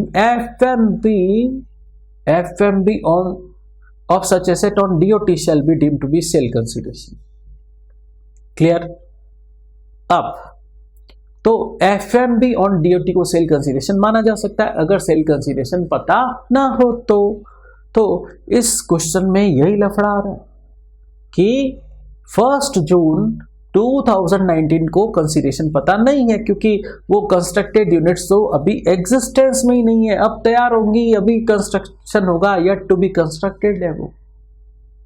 तो अब सेक्शन 50D अप्लाई करते हैं। 50D where sale consideration is ascertainable नहीं है तो एफएमबी ऑन डीओटी आप सेल कंसीडरेशन मान सकते हैं। अब चूंकि ये इमूवेबल प्रॉपर्टी है तो इमूवेबल प्रॉपर्टी के लिए हम क्या स्टाम्प ड्यूटी वैल्यू को फेयर मार्केट वैल्यू मान लें? यस। तो अब एक important assumption, assuming SDV on SDV S FMB, हम स्टाम्प ड्यूटी वैल्यू को क्या मान रहे? एफएमबी। ठीक है, तो 1 जून 2019 की एफएमबी क्या है? 2,35 लाख, उसको हम सेल कंसीडरेशन मान लेते हैं। ठीक है, तो एक्चुअल कंसीडरेशन तो हमको पता ही नहीं। देखो यहां पर भी दो बात हम कर सकते हैं। क्या? देखो ये इमूवेबल प्रॉपर्टी है तो इस पर सेक्शन 50C लगेगा कि नहीं? हाँ लग जाएगा ना, क्योंकि 45(5) है तो लग नहीं रहा। देखो 45(5) है, नहीं लग रहा है ना, तो नॉर्मल प्रोविजंस लगेंगे। नॉर्मल प्रोविजंस इमूवेबल प्रॉपर्टी के लिए क्या होते हैं? 50C, और कंसीडरेशन आपको पता नहीं है तो 50D। ठीक है, दो सेक्शन यूज होंगे यहां पर। 50C कहता है actual sale consideration stamp duty value which is higher. अब एक्चुअल आपको पता नहीं है तो आप 50C के हिसाब से स्टाम्प ड्यूटी वैल्यू ले सकते हो। 50C क्या कहता है वैसे? एक्चुअल कंसीडरेशन और stamp duty value whichever is higher. आपको एक्चुअल पता नहीं है तो स्टाम्प ड्यूटी वैल्यू ले सकते हो। ठीक है, और 50D कहता है कंसीडरेशन पता नहीं है तो एफएमबी को मान लो सेल कंसीडरेशन। और इमूवेबल प्रॉपर्टी के लिए क्या हम एफएमबी एसडीवी ले लें क्या? यस ले सकते हैं। तो दोनों ही सेक्शन कह रहे हैं stamp duty value sale consideration मानी जाए। ठीक है, बात समझ आई कि नहीं? तो चलिए अब इसको स्टाम्प ड्यूटी वैल्यू यानी 2,35 लाख को हम सेल कंसीडरेशन मान लेते हैं रेजिडेंशियल प्लॉट का। ठीक है, तो रेजिडेंशियल प्लॉट का होल्डिंग पीरियड 1 मई 1998 से लेकर 1 जून 2019 तक। ये देखो रेजिडेंशियल प्लॉट है ना, तो ये इमूवेबल प्रॉपर्टी है, इसको लॉन्ग टर्म होने के लिए कितना टाइम चाहिए? एक्सीडिंग 24 मंथ्स चाहिए। तो हो गया क्या एक्सीडिंग 24 मंथ्स होल्डिंग पीरियड? हो गया ना। तो आपकी डीओए लिख दो, डेट ऑफ ट्रांसफर लिख दो। अब आप सेक्शन 50C के हिसाब से निकाल रहे हो या हम कहें 50D के हिसाब से निकाल रहे हो, दोनों ही सेक्शन लग रहे। तो आपका डीम्ड सेल कंसीडरेशन कितना हो गया? 2,35 लाख। 2,35 लाख आपका डीम्ड सेल कंसीडरेशन हो गया। कॉस्ट हर जगह वही आएगी, सिंपल, इस पे मैं बात नहीं करूंगा, हर जगह कॉस्ट यही आएगी। मैं सिर्फ हर जगह सेल कंसीडरेशन चेंज कर रहा हूं। तो जो मैंने पार्ट ए में कॉस्ट निकाली थी वही इधर लिखनी है। ठीक है, एलटीसीजी आ गया किसका? रेजिडेंशियल प्लॉट का। क्लियर? बात समझ आई कि नहीं? सेल कंसीडरेशन दो सेक्शन का इंटरप्ले किया हमने, सेक्शन 50C 50D, उसके अकॉर्डिंग स्टाम्प ड्यूटी वैल्यू को सेल कंसीडरेशन मान लिया गया।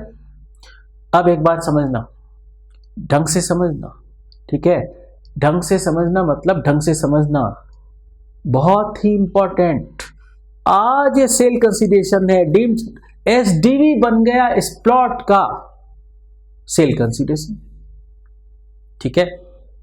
अब एसडीवी बन गया ना इसका सेल कंसीडरेशन, बन गया जी, बन गया। अब ये आगे और क्या कर रहा है, देखो पॉइंट नंबर ई था आपका कि इसने ये 2 यूनिट्स बेच दी, इन यूनिट्स का भी तो गेन निकालना पड़ेगा। जो रेजिडेंशियल यूनिट्स 6 मिलनी थी उसमें से 2 बेच दी, 90 लैक्स में बेची, 90 लैक्स ईच, तो 2 का कितना हुआ 1 करोड़ 80 लैक्स, 1 करोड़ 80 लैक्स हुआ, ठीक है। तो 2 का आपका सेल कंसीडरेशन क्या हुआ 1 करोड़ 80 लैक्स, 2 यूनिट्स का। अब एक सवाल और, अब एक इंपॉर्टेंट बात और, ये बेच कब रहा है, अरे ये बेच कब रहा है, बन गई थी क्या ये 2 यूनिट्स बन गई क्या, नहीं बनी है, ये before issue of completion certificate बेच रहा है, अभी बनी नहीं है। जब अभी बनी नहीं है ये रेजिडेंशियल यूनिट्स, ठीक है, तो ये एक तरीके से अपना 2 यूनिट्स का राइट बेच रहा है। क्या ये बनी बनाई 2 यूनिट्स बेच रहा है, नहीं, वो तो अभी बनी ही नहीं है। तो ये बेच क्या रहा है, ये अपना 2 यूनिट्स पर राइट बेच रहा है, ठीक है। तो अब ढंग से समझना, SSC sold his right to get 2 units, वो 2 यूनिट्स नहीं बेच रहा है, वो 2 यूनिट्स का राइट बेच रहा है, ठीक है। अच्छा, अगर वो 2 यूनिट्स बेचता तो लॉन्ग टर्म होने के लिए क्या चाहिए होता 24 मंथ्स, समझना बात को। अगर वो कंस्ट्रक्टेड यूनिट्स बेचता ना, अगर वो कंस्ट्रक्टेड यूनिट्स बेचता तो उनको लॉन्ग टर्म होने के लिए एक्सीडिंग क्या होता 24 मंथ्स चाहिए होते, क्लियर। लेकिन अभी तो ये उन यूनिट्स पर अपना राइट बेच रहा है, तो ये मूवेबल प्रॉपर्टी तो नहीं है ना, तो अदर एसेट हो गई, और अदर एसेट्स के लिए लॉन्ग टर्म होने के लिए 36 मंथ्स चाहिए होता है, क्योंकि ये यूनिट्स नहीं बेच रहा है, राइट बेच रहा है अपना, क्लियर। तो 36 मंथ से एक्सीडिंग होने पर लॉन्ग टर्म होगा, ठीक है। और ये बेच कब रहा है 2 यूनिट्स अपनी, ये अपनी 2 यूनिट्स कब बेच रहा है, ये अपनी 2 यूनिट्स बेच रहा है 31 अगस्त 2021 को, मतलब before issue of completion certificate, clear. तो 45(5)(a) इसके हाथ से गया। अब इन 2 यूनिट्स का जो इसने राइट बेचा है, ठीक है, तो 2 यूनिट्स का राइट इसको मिला था, ठीक है, किस दिन मिला था, वो इसका डेट ऑफ एक्विजिशन माना जाएगा। किस दिन मिला था राइट, ये जब उसने प्रॉपर्टी हैंडओवर की थी 1 जून 2019 को, तो इस राइट का डीओए क्या 1 जून 2019, और डीओटी क्या 31 अगस्त 2021। अब कमेंट्री फुल रखना, देखो कमेंट्री फुल रखना, अब देख के बताना 36 मंथ्स हो गए थे क्या इसको, 36 मंथ्स पूरे नहीं हुए हैं, ठीक है। 36 मंथ्स के हिसाब से चेक होगा, 36 मंथ्स का क्राइटेरिया लगेगा, क्योंकि यूनिट्स नहीं बेची है, यूनिट्स का राइट बेचा है, क्लियर। तो इसका होल्डिंग पीरियड राइट का क्या होगा शॉर्ट टर्म, क्यों, वो अपना राइट बेच रहा है और वो लैंड बिल्डिंग यूनिट्स थोड़ा ना बेच रहा है, तो होल्डिंग पीरियड अगर मोर देन 36 मंथ्स होने से लॉन्ग टर्म होगा, तो वो हो नहीं रहा है, तो शॉर्ट टर्म गेन होगा, और शॉर्ट टर्म होता है तो इंडेक्सेशन नहीं होता है। और 2 यूनिट्स की कॉस्ट सेल कंसीडरेशन तो है आपका 90 लैक्स ईच, 2 यूनिट्स बेची 90 लैक्स ईच, 2 यूनिट्स बेची तो 1 करोड़ 80 लाख सेल कंसीडरेशन हो गया। अब एक बात समझना, देखो अब एक ढंग से बात समझना, आपके लिए जब सेल कंसीडरेशन होता है सेक्शन 45 5A के हिसाब से जो सेल कंसीडरेशन है वो आपके लिए कॉस्ट बन जाता है कि नहीं? हाँ, बन जाता है। सेक्शन 49 सबसेक्शन 7 में तो वही इस सेल कंसीडरेशन कॉस्ट बन जाता है। ठीक है, किसके लिए? रेजिडेंशियल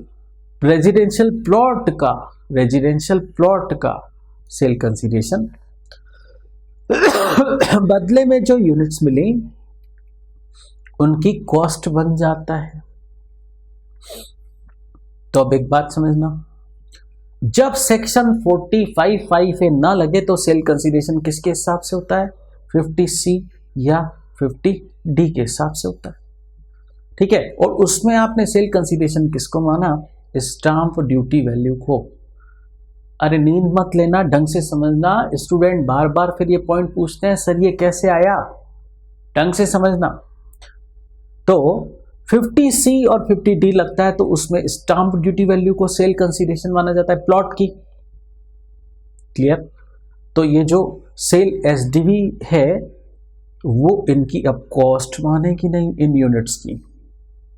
इन ये सेल कंसीडरेशन आपका क्या हुआ? SDV। जब 45(5)(a) ना लगे तो SDV बन जाता है सेल कंसीडरेशन, है ना? तो यही सेल कंसीडरेशन कॉस्ट हो जाएगा, कॉस्ट ऑफ एक्विजिशन। तो यही आपका कॉस्ट ऑफ एक्विजिशन हो जाएगा। तो ढंग से समझना, ये SDV किसकी? रेजिडेंशियल प्लॉट की। वो इन यूनिट्स की कॉस्ट बन जाएगा। ठीक है, यही तो हुआ था। जो प्लॉट का सेल कंसीडरेशन था वो कॉस्ट बन गया ना यूनिट्स की। हाँ, तो यहां पर भी तो ऐसा होगा, जब 45(5)(a) ना लगे तो क्या लगता है? 50C 50D। तो उधर जो सेल कंसीडरेशन था वो फ्यूचर के लिए उन यूनिट्स की कॉस्ट बन जाएगा। क्लियर? तो अब इन यूनिट्स की कॉस्ट क्या? SDV कितनी थी? 2,35 लाख। ठीक है, तो 2 की निकालनी, ये तो 6 की थी। ठीक है, रेजिडेंशियल प्लॉट के बदले में 6 यूनिट्स मिलनी थी, तो वो तो 6 की थी, आपको 2 की निकालनी है, क्योंकि 2 ही बेची है तो उनकी 2 की ही कॉस्ट लोगे ना। ठीक है, ढंग से समझो, दोबारा समझो। चलो दोबारा समझते हैं। ये आपकी SDV बन गई कॉस्ट, उस प्लॉट की SDV बन गई इन यूनिट्स की कॉस्ट। प्लॉट की SDV बन गई, जो बदले में यूनिट्स मिली उसकी कॉस्ट। ठीक है, तो वो तो पूरे 6 यूनिट्स की कॉस्ट है, क्योंकि प्लॉट के बदले में 6 यूनिट्स मिली, तो वो उन 6 यूनिट्स की कॉस्ट है। तो 2 की कितनी? क्योंकि बेची तो 2 ही है, 2 का ही राइट बेचा पहले, तो उनकी कॉस्ट ऑफ एक्विजिशन आ जाएगी। क्लियर? ये था आपका शॉर्ट टर्म कैपिटल गेन, इस तरीके से कंप्यूट होगा। बात क्लियर? समझ रहे हैं? अब कंक्लूजन बताऊं। जो सेल कंसीडरेशन माना गया ना प्लॉट का, वो बदले में मिलने वाली यूनिट्स की कॉस्ट है। दोबारा बोलूं, जो प्लॉट का सेल कंसीडरेशन है वो बदले में मिलने वाली यूनिट्स का मतलब शेयर इन प्रोजेक्ट का कॉस्ट है। क्लियर?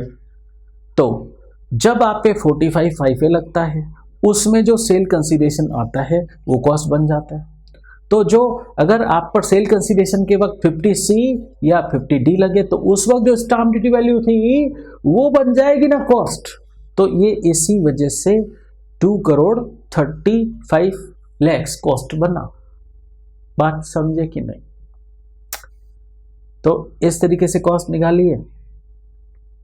बार बार स्टूडेंट पूछते हैं कैसे आया कैसे आया, समझ के भी नहीं समझते। ठीक है, तो अब तो समझ आ गया। चलो ये क्वेश्चन तो हुआ खत्म। अब इससे रिलेटेड एक छोटी सी बात और है, वो भी कर लेते। तो देखो, हम कर रहे थे 45(5)(a), हम कर रहे थे 45(5)(a), 45(5)(a) कर रहे थे। यस, ये आपके पेज नंबर 98 पर दे रखा है और एंड हो रहा है पेज नंबर 99 पर। एक बात और दे रखी है, पेज नंबर 99 देखना, सेक्शन 45(5)(a), सेक्शन 49 सबसेक्शन 7 और section 194 IC are interconnected and should be read together. आपने 45(5)(a) पढ़ ली, यस। 49(7) पढ़ ली, यस। 194 IC ये TDS चैप्टर की सेक्शन है, ठीक है। अब यहां कह रहे आपस में इंटरकनेक्टेड है, साथ में पढ़नी चाहिए, तो मेरे को थोड़ा सा आपको 194 IC के बारे में भी बताना पड़ेगा, ठीक है। तो थोड़ा सा इजी लैंग्वेज में बात कर लेते इसकी। वैसे 194 IC हम TDS चैप्टर में डिटेल में पढ़ेंगे, क्लियर, बट उसकी थोड़ा सा भी रेफरेंस आ रहा है तो समझ लेते हैं। 194 IC कहता है यूनिक बिल्डर मिस्टर P को मॉनेटरी कंसीडरेशन कितना पे कर रहा है। देखिए हमने पढ़ा था, क्या पढ़ा था कि क्वेश्चन किया था ना अभी, उस क्वेश्चन में एक बात थी, क्या थी एक बात कि यूनिक बिल्डर जो है, यूनिक बिल्डर वो 50 लाख का मॉनेटरी कंसीडरेशन पे कर रहे हैं मिस्टर P को। मॉनेटरी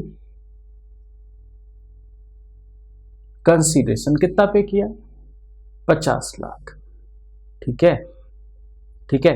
कब पे किया, 1 जून 2019 को पे किया ना, यस, 1 जून 2019 को पे किया। तो ये मॉनेटरी कंसीडरेशन 50 लाख पे करते वक्त यूनिक बिल्डर जो कि पेयर है TDS काटे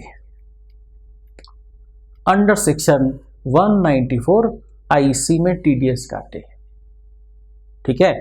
कितना, 50 लाख पे किया ना, 50 लाख का 10%, 50 लाख का 10% मतलब 5 लाख TDS काटे, तो उसको हाथ में कितना दे मिस्टर P को, 50 लाख में से 5 लाख तो TDS काट ले, तो मॉनेटरी नेट कितना पे करे, 45 लाख।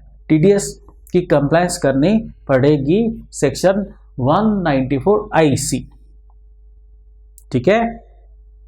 तो 194 IC के बारे में हमने समझा, क्लियर। चलिए ये तो हमने किया सेक्शन 45(5)(a). अब बात करते हैं, हम एक छोटा सा सेक्शन और कर लेते हैं। क्वेश्चन कंप्लीट हो गया इसका। अब एक और बात कर लेते हैं सेल्फ जनरेटेड एसेट की। Self generated asset, yes. आ जाइए पेज नंबर 101 पर। पेज नंबर 101 पर एक नई बात समझने जा रहे हैं हम। तो देखिए नई बात क्या है। सेल्फ जनरेटेड एसेट्स का कैपिटल गेन कैसे निकलेगा, उससे रिलेटेड सेक्शन है section 55 subsection 2 clause A. 55 subsection 2 clause A है। अच्छा, सेल्फ जनरेटेड एसेट होती क्या है, क्या उनका भी कैपिटल गेन टैक्सेबल होगा? यस। तो पहले सेल्फ जनरेटेड एसेट का मीनिंग समझते हैं। सेल्फ जनरेटेड ऐसी एसेट जिसके लिए ना तो प्रीवियस ऑनर ने और ना ही मेन एसेसी ने कोई भी कॉस्ट इनकर नहीं की है, ठीक है, मतलब जिसकी कॉस्ट निल है, ठीक है। जैसे देखिए self generated asset means the asset for which neither the assessee nor the previous owner has incurred any cost. तो ना तो प्रीवियस ऑनर ने ना मेन एसेसी ने, किसी ने भी कोई कॉस्ट इनकर नहीं की है। यहां हम पढ़ने जा रहे हैं सेल्फ जनरेटेड एसेट्स के बारे में। गवर्नमेंट ने 7 सेल्फ जनरेटेड एसेट्स बताई हैं। क्या? Goodwill of A business. एक मिनट, पहले हम ये प्रोविजन आया क्यों इसके बारे में समझते हैं। मतलब इस सेक्शन की हिस्ट्री में जाते। पहले ये सेक्शन जब नहीं थी, ये सेक्शन नहीं थी, तब सुप्रीम कोर्ट ने एक केस में डिसीजन दिया था। केस का नाम था BC Srinivasa Shetty case, BC Srinivasa Shetty case. उसमें सुप्रीम कोर्ट ने डिसीजन दिया था, चूंकि सेल्फ जनरेटेड एसेट की कॉस्ट नहीं होती है तो उनका कैपिटल गेन भी टैक्सेबल नहीं होगा। क्यों? अरे सेक्शन 48 में बोला है कैपिटल गेन कंप्यूट कैसे होता है, पहले हम सेल कंसीडरेशन लिखते हैं, फिर उसमें से कॉस्ट लेस करते हैं, और जब कॉस्ट ही नहीं है तो फिर कैपिटल गेन कैसे कंप्यूट करें। ठीक है, तो सुप्रीम कोर्ट ने BC श्रीनिवासा शेट्टी केस में डिसीजन दिया कि जिन एसेट्स की कॉस्ट ही नहीं है वो सेल्फ जनरेटेड एसेट है। उस केस में हुआ क्या था, बिजनेस की गुडविल बेची गई थी। ठीक है, तो उसकी कॉस्ट थी नहीं, तो सुप्रीम कोर्ट ने डिसीजन दिया था उस केस में, जिस एसेट की कॉस्ट ही नहीं उसका कैपिटल गेन भी टैक्सेबल नहीं होगा। ठीक है, अब सुप्रीम कोर्ट के इस फैसले से नाराज होकर गवर्नमेंट उसके अगले ही साल बजट में सेक्शन 55 सबसेक्शन 2 क्लॉज A लेकर आई। ठीक है, तो ये है सेक्शन 55 सबसेक्शन 2 क्लॉज A लाने के पीछे की हिस्ट्री। क्लियर? अब गवर्नमेंट कह रही है सेल्फ जनरेटेड एसेट का भी कैपिटल गेन टैक्सेबल होगा क्योंकि स्पेसिफिक प्रोविजन हमने कर दिया है। तो देखिए अभी सिर्फ 7 एसेट्स ही इसमें कवर्ड हैं। बिजनेस की गुडविल, टेनेंसी राइट्स क्या होता है, फॉर एग्जांपल आप टेनेंट हैं, आपको लैंडलॉर्ड कह रहा है प्रॉपर्टी खाली करो, बट आप खाली नहीं कर रहे। लैंडलॉर्ड प्रॉपर्टी खाली करवाने के लिए आपको कुछ अमाउंट देता है। ठीक है, तो उस पे कैपिटल गेन टैक्स लगेगा क्योंकि आप अपना टेनेंसी राइट छोड़ रहे हो। ठीक है, तो ये सेल्फ जनरेटेड एसेट माना गया टेनेंसी राइट। ठीक है, तो इसकी कॉस्ट क्या, निल, बट ये सेल्फ जनरेटेड एसेट है तो गवर्नमेंट ने कह दिया है कि इसका भी कैपिटल गेन टैक्सेबल होगा। क्लियर? लूमार्स, लूमार्स क्या, टेक्सटाइल फैक्ट्री में और हैंडीक्राफ्ट फैक्ट्री में नॉर्मल वर्किंग आवर्स कितने होते हैं, 8 घंटे होते हैं काम करने के। बट ये जो टेक्सटाइल फैक्ट्री होती है या हैंडीक्राफ्ट फैक्ट्री होती हैं, इनकी कैपेसिटी यूटिलाइजेशन पूरा नहीं हो पाता। टोटल वर्किंग आवर्स 8 हैं, 8 घंटे हैं काम करने के, बट ये 4 घंटे ही काम कर पाती है। ठीक है, तो अगर ये काम करने के घंटे किसी दूसरे पर्सन को बेच दें, ठीक है, 4 घंटे खुद काम करें, 4 घंटे अपनी फैक्ट्री की जितने भी रिसोर्सेस हैं, फैक्ट्री की जितनी भी फैसिलिटीज हैं, दूसरे पर्सन को फैक्ट्री यूज करने के लिए दें, बाकी के 4 घंटे के लिए, और उस पर्सन से एक लंप सम अमाउंट रिसीव करें कि 4 घंटे तो हम काम करेंगे, 4 घंटे आप काम कर लेना, हमारे फैक्ट्री के रिसोर्सेस फैसिलिटीज यूज आप करना, बाकी के 4 घंटे उसके एवज में आप हमें एक लंप सम अमाउंट पे कर दीजिए। तो उसमें भी कैपिटल गेन टैक्स लगेगा क्योंकि बैलेंस 4 आवर्स ये लूम आवर्स ट्रांसफर किए गए, ये सेल्फ जनरेटेड एसेट माने जाएंगे। तो इनका भी उस पार्टी से जो भी पैसा मिलेगा लमसम पेमेंट वो टैक्सेबल होगा कैपिटल गेन के रूप में, cost 0। Clear? Route permit, route permit क्या है, ये जो बसेस चलाने का राइट होता है, परमिट लेना पड़ता है गवर्नमेंट से उसका कि हमारा बसेस जो हैं इस रूट पे चलेंगी, तो उसके लिए रूट परमिट लेना होता है गवर्नमेंट से। ठीक है, तो रूट परमिट किसी ने ट्रांसफर किया तो ये भी सेल्फ जनरेटेड एसेट माना जाएगा, इसका भी कैपिटल गेन टैक्सेबल होगा। और लाइसेंस टू मैन्युफैक्चर और प्रोसेस एनी आर्टिकल और थिंग या trade name brand name associated with A business, किसी ने अपना ट्रेड नेम या अपने बिजनेस का ब्रांड नेम बेचा, बेचने पर लमसम कंसीडरेशन मिला तो उस पर कैपिटल गेन टैक्स लगेगा। क्यों लगेगा? क्योंकि उसे सेल्फ जनरेटेड एसेट माना गया है, ठीक है। और right to carry on a business और प्रोफेशन। अब एक बात नोट करना, आपको गुडविल के लिए बोला कैसे, बिजनेस की। ट्रेड नेम, ब्रांड नेम, ये भी बिजनेस का बोला गया, लेकिन लास्ट में right to carry on business profession बोला गया, ठीक है। तो बिजनेस की गुडविल टैक्सेबल है, लेकिन प्रोफेशन की गुडविल टैक्सेबल नहीं है। Clear?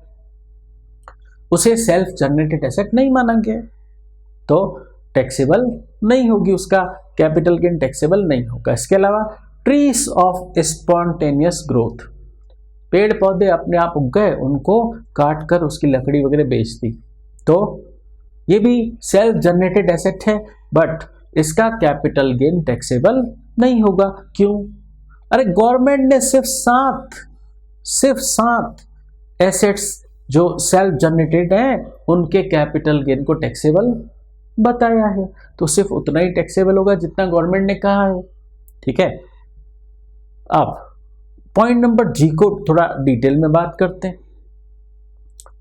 Right to carry on a business और प्रोफेशन, कोई पर्सन है अपना राइट बिजनेस और प्रोफेशन चलाने का अपने कॉम्पिटिटर को ट्रांसफर करता है, अपने कॉम्पिटिटर को ट्रांसफर करता है, ठीक है। तो अपना right to carry on transfer करता है। सपोज मिस्टर ए अपना right to carry on business या प्रोफेशन ट्रांसफर कर देता है अपने कॉम्पिटिटर को, मिस्टर बी को, ठीक है। अब मिस्टर बी इसे दो तरीके के पेमेंट देगा, दो तरीके के दे सकता है। कैसे? फर्स्ट, एक तो लंप सम पेमेंट, दूसरा, अब मिस्टर ए को एक और नुकसान होगा ना, उसको रेगुलर इनकम आना बंद हो जाएगी। क्यों? वो अपना बिजनेस और प्रोफेशन का राइट पूरा मिस्टर बी को दे रहा है, तो मिस्टर ए का रेगुलर सोर्स ऑफ इनकम खत्म हो जाएगा। तो वो मिस्टर बी को एक बात और बोलेगा, मुझे कुछ पेमेंट मंथली चाहिएगा या ईयरली चाहिएगा। तो अगर मिस्टर ए को मिस्टर बी से कुछ मंथली या ईयरली पेमेंट भी मिले, ठीक है, तो क्या होगा बताइए। ये जो मंथली और ईयरली पेमेंट है ये मिस्टर ए को टैक्सेबल होगा। कहाँ? बिजनेस हेड में। याद रखना, बिजनेस हेड जब पढ़ेंगे ना तो उधर आएगा नॉन कंपीट फीस। क्या आएगा? नॉन कंपीट फीस, वो बिजनेस हेड में टैक्सेबल होगी। और at the time of agreement जो लमसम पेमेंट मिल रहा है वो कैपिटल गेन हेड में टैक्सेबल होगा, ठीक है। तो दो टाइप की रिसिप्ट हैं जिनका ट्रीटमेंट अलग अलग है। At the time of agreement lump sum payment मिले तो वो कैपिटल गेन हेड में टैक्सेबल होगा, और जो मंथली पेमेंट मिलता है या ईयरली पेमेंट मिले वो नॉन कंपीट फीस मानकर बिजनेस हेड में टैक्सेबल किया जाएगा। किसको? मिस्टर ए को, जो वो मिस्टर बी को अपना right to carry on business और प्रोफेशन ट्रांसफर कर रहे हैं। क्लियर? चलिए अब कुछ बातें और। अब कुछ स्टूडेंट्स का कहना है सर कॉस्ट तो होती ही होगी, ब्रांड नेम डेवलप किया एडवर्टाइजमेंट कर करके। ब्रांड नेम कैसे डेवलप होता है? एडवर्टाइजमेंट कर करके ब्रांड नेम डेवलप होता है, तो कॉस्ट हो गई उसकी। हाँ हुई, ठीक है। रूट परमिट वगैरह के लिए भी तो गवर्नमेंट को फीस पे करनी पड़ती है, यस पे करनी पड़ती है। तो फिर सीओए नील कैसे हो गई?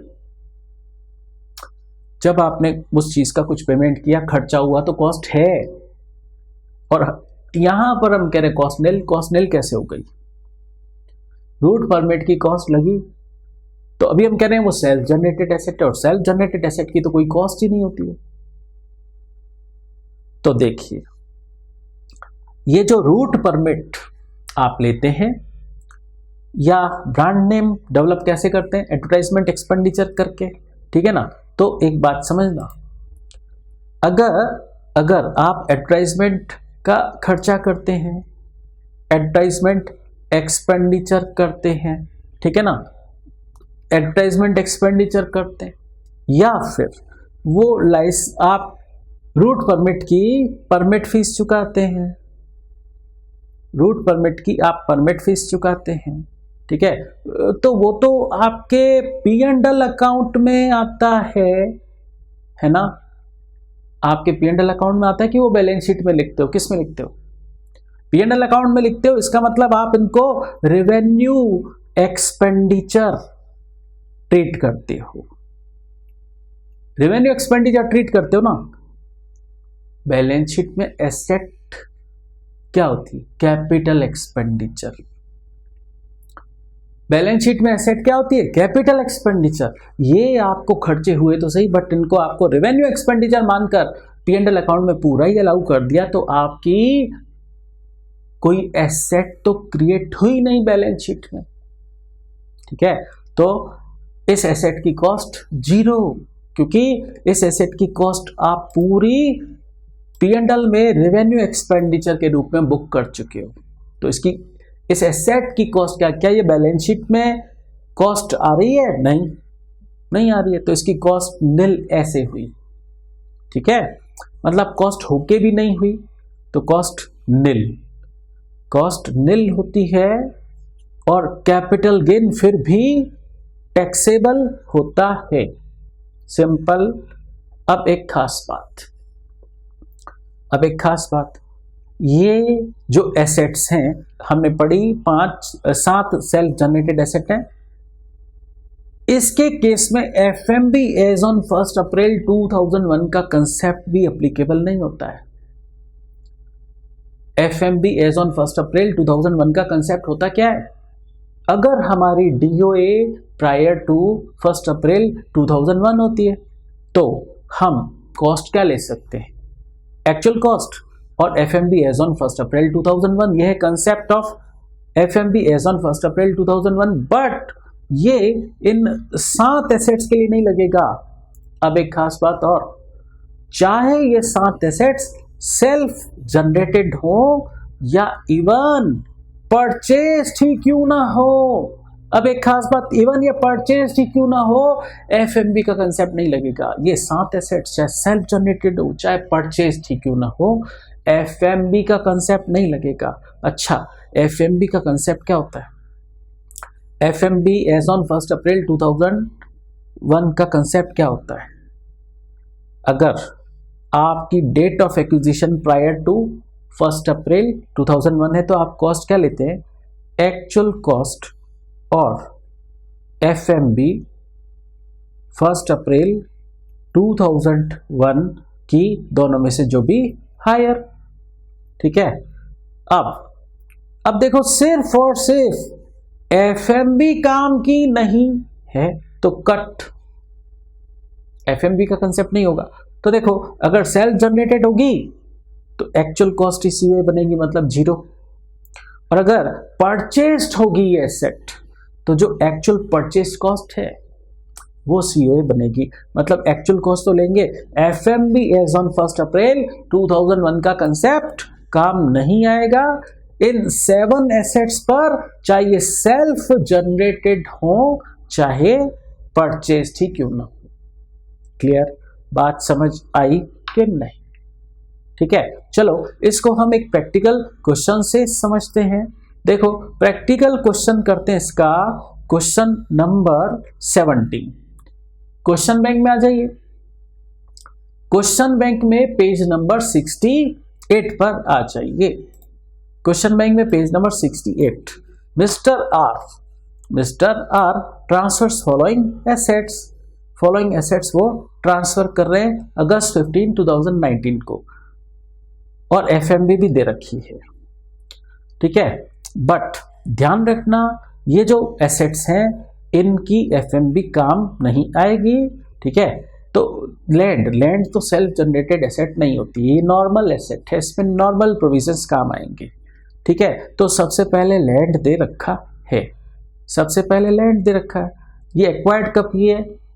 1 अप्रैल 1998 की। अच्छा, 1 अप्रैल 2001 से पहले डीओए 1 अप्रैल 2001 से पहले, तो इसकी सीओए क्या लेंगे?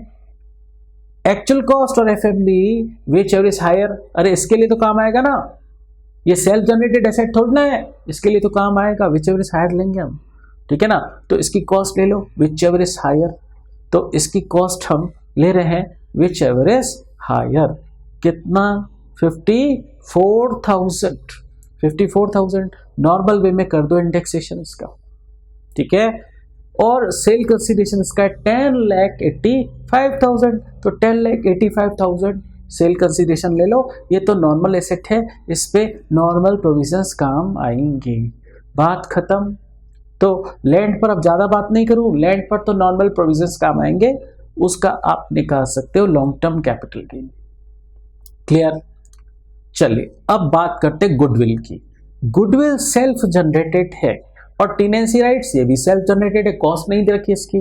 बट एफएमबी आएगी क्या काम? नहीं, इन एसेट्स की एफएमबी काम नहीं आती, क्योंकि इन पर एफएमबी एज ऑन 1 अप्रैल 2001 का कंसेप्ट एप्लीकेबल ही नहीं है, ठीक है। तो नहीं लेंगे इसकी कॉस्ट और सारा का सारा सेल कंसीडरेशन बन जाएगा कैपिटल गेन, ठीक है।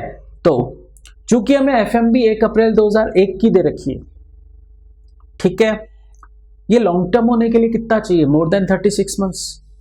ये हमारे पास 2001 से, तो क्या लॉन्ग टर्म हो गया? यस, इस केस में सारा का सारा सेल कंसीडरेशन गेन हो गया। रीजन, एसेट सेल्फ जनरेटेड है, तो इनकी कॉस्ट क्या है? निल। तो हुआ क्या? सारा का सारा सेल कंसीडरेशन कैपिटल गेन बन गया। और ये हमारे पास 2001 से है, तो ये गेन क्या हुआ? Long term. Holding period more than 36 months हो गया। क्लियर? अब ब्रांड नेम का ढंग से समझना, ब्रांड नेम का ढंग से समझना। ब्रांड नेम एक्वायर हुआ है 2001 में, मतलब 1 अप्रैल 2001 से पहले। बट और ये सेल्फ जनरेटेड है या परचेस्ड है? बोलो परचेस्ड है, क्योंकि कॉस्ट दे रखी है। ब्रांड नेम परचेस्ड है, सेल्फ जनरेटेड नहीं है इस केस में। बट सेल्फ जनरेटेड हो चाहे परचेस्ड हो, ब्रांड नेम के लिए भी एफएमबी का कंसेप्ट काम नहीं आता है। अभी पढ़ा था हमने, ठीक है, अभी हमने पढ़ा था कि इवन परचेस्ड हो ना, तब भी इनके लिए एफएमबी का कंसेप्ट काम नहीं आता है। क्लियर? तो एफएमबी का कंसेप्ट इसके लिए भी काम नहीं आएगा। तो इसके लिए एक्चुअल कॉस्ट का डिडक्शन मिलेगा कि नहीं मिलेगा? अरे गवर्नमेंट ने ये नहीं कहा है कि इनकी कॉस्ट अलाउ नहीं होगी, गवर्नमेंट ने ये कहा है कि एफएमबी एज ऑन 1 अप्रैल 2001 का कंसेप्ट नहीं लगेगा। क्लियर? तो ये चूंकि परचेस्ड है, इसलिए इसकी कॉस्ट जो एक्चुअल है वो अलाउ हो जाएगी। अच्छा, तो सेल कंसीडरेशन कितना है? 9,85,000, 9,85,000 लिख दिया। अब जो एक्चुअल कॉस्ट है उसका इंडेक्सेशन करें कि नहीं? अरे इंडेक्सेशन का मना कहाँ किया? मना किया क्या? नहीं, कॉस्ट है तो इंडेक्सेशन तो होगा ही, लॉन्ग टर्म तो है ही एसेट, तो इसका भी नॉर्मल वे में कर दो इंडेक्सेशन। इंडेक्सेशन का आपको कहीं पे भी मना नहीं किया गया है, तो इंडेक्स कॉस्ट ऑफ एक्विजिशन आ गई ब्रांड नेम की 2,42,760 और इसका लॉन्ग टर्म कैपिटल गेन आ गया 7,42,240। ठीक है, तो अब एक और पॉइंट दे रखा है क्वेश्चन की लास्ट लाइन में, आ जाओ। Does it make any difference if goodwill is of profession? अच्छा, प्रोफेशन की गुडविल होती तो क्या होता? वो टैक्सेबल ही नहीं होती। प्रोफेशन की गुडविल इस केस में सेल्फ जनरेटेड है, नॉट टैक्सेबल। बट एक बात और समझना, गुडविल प्रोफेशन की है, गुडविल प्रोफेशन की है, सेल्फ जनरेटेड है तो ठीक है, नॉट टैक्सेबल। लेकिन अगर परचेज गुडविल हुई तो टैक्सेबल। सिर्फ गवर्नमेंट ने goodwill of a profession self generated हो तो ही नॉट टैक्सेबल, अगर परचेज है तो टैक्सेबल। क्लियर? तो ध्यान रखना, अगर गुडविल जो है परचेज गुडविल है तो वो परचेज गुडविल ट्रांसफर करने पर उसका कैपिटल गेन टैक्सेबल होगा। क्लियर? तो आज हमने जॉइंट डेवलपमेंट एग्रीमेंट के बारे में समझा, जॉइंट डेवलपमेंट एग्रीमेंट के बारे में समझा और सेल्फ जनरेटेड एसेट के बारे में समझा। आज की क्लास में इतना ही और इसके आगे हम नेक्स्ट क्लास में समझेंगे।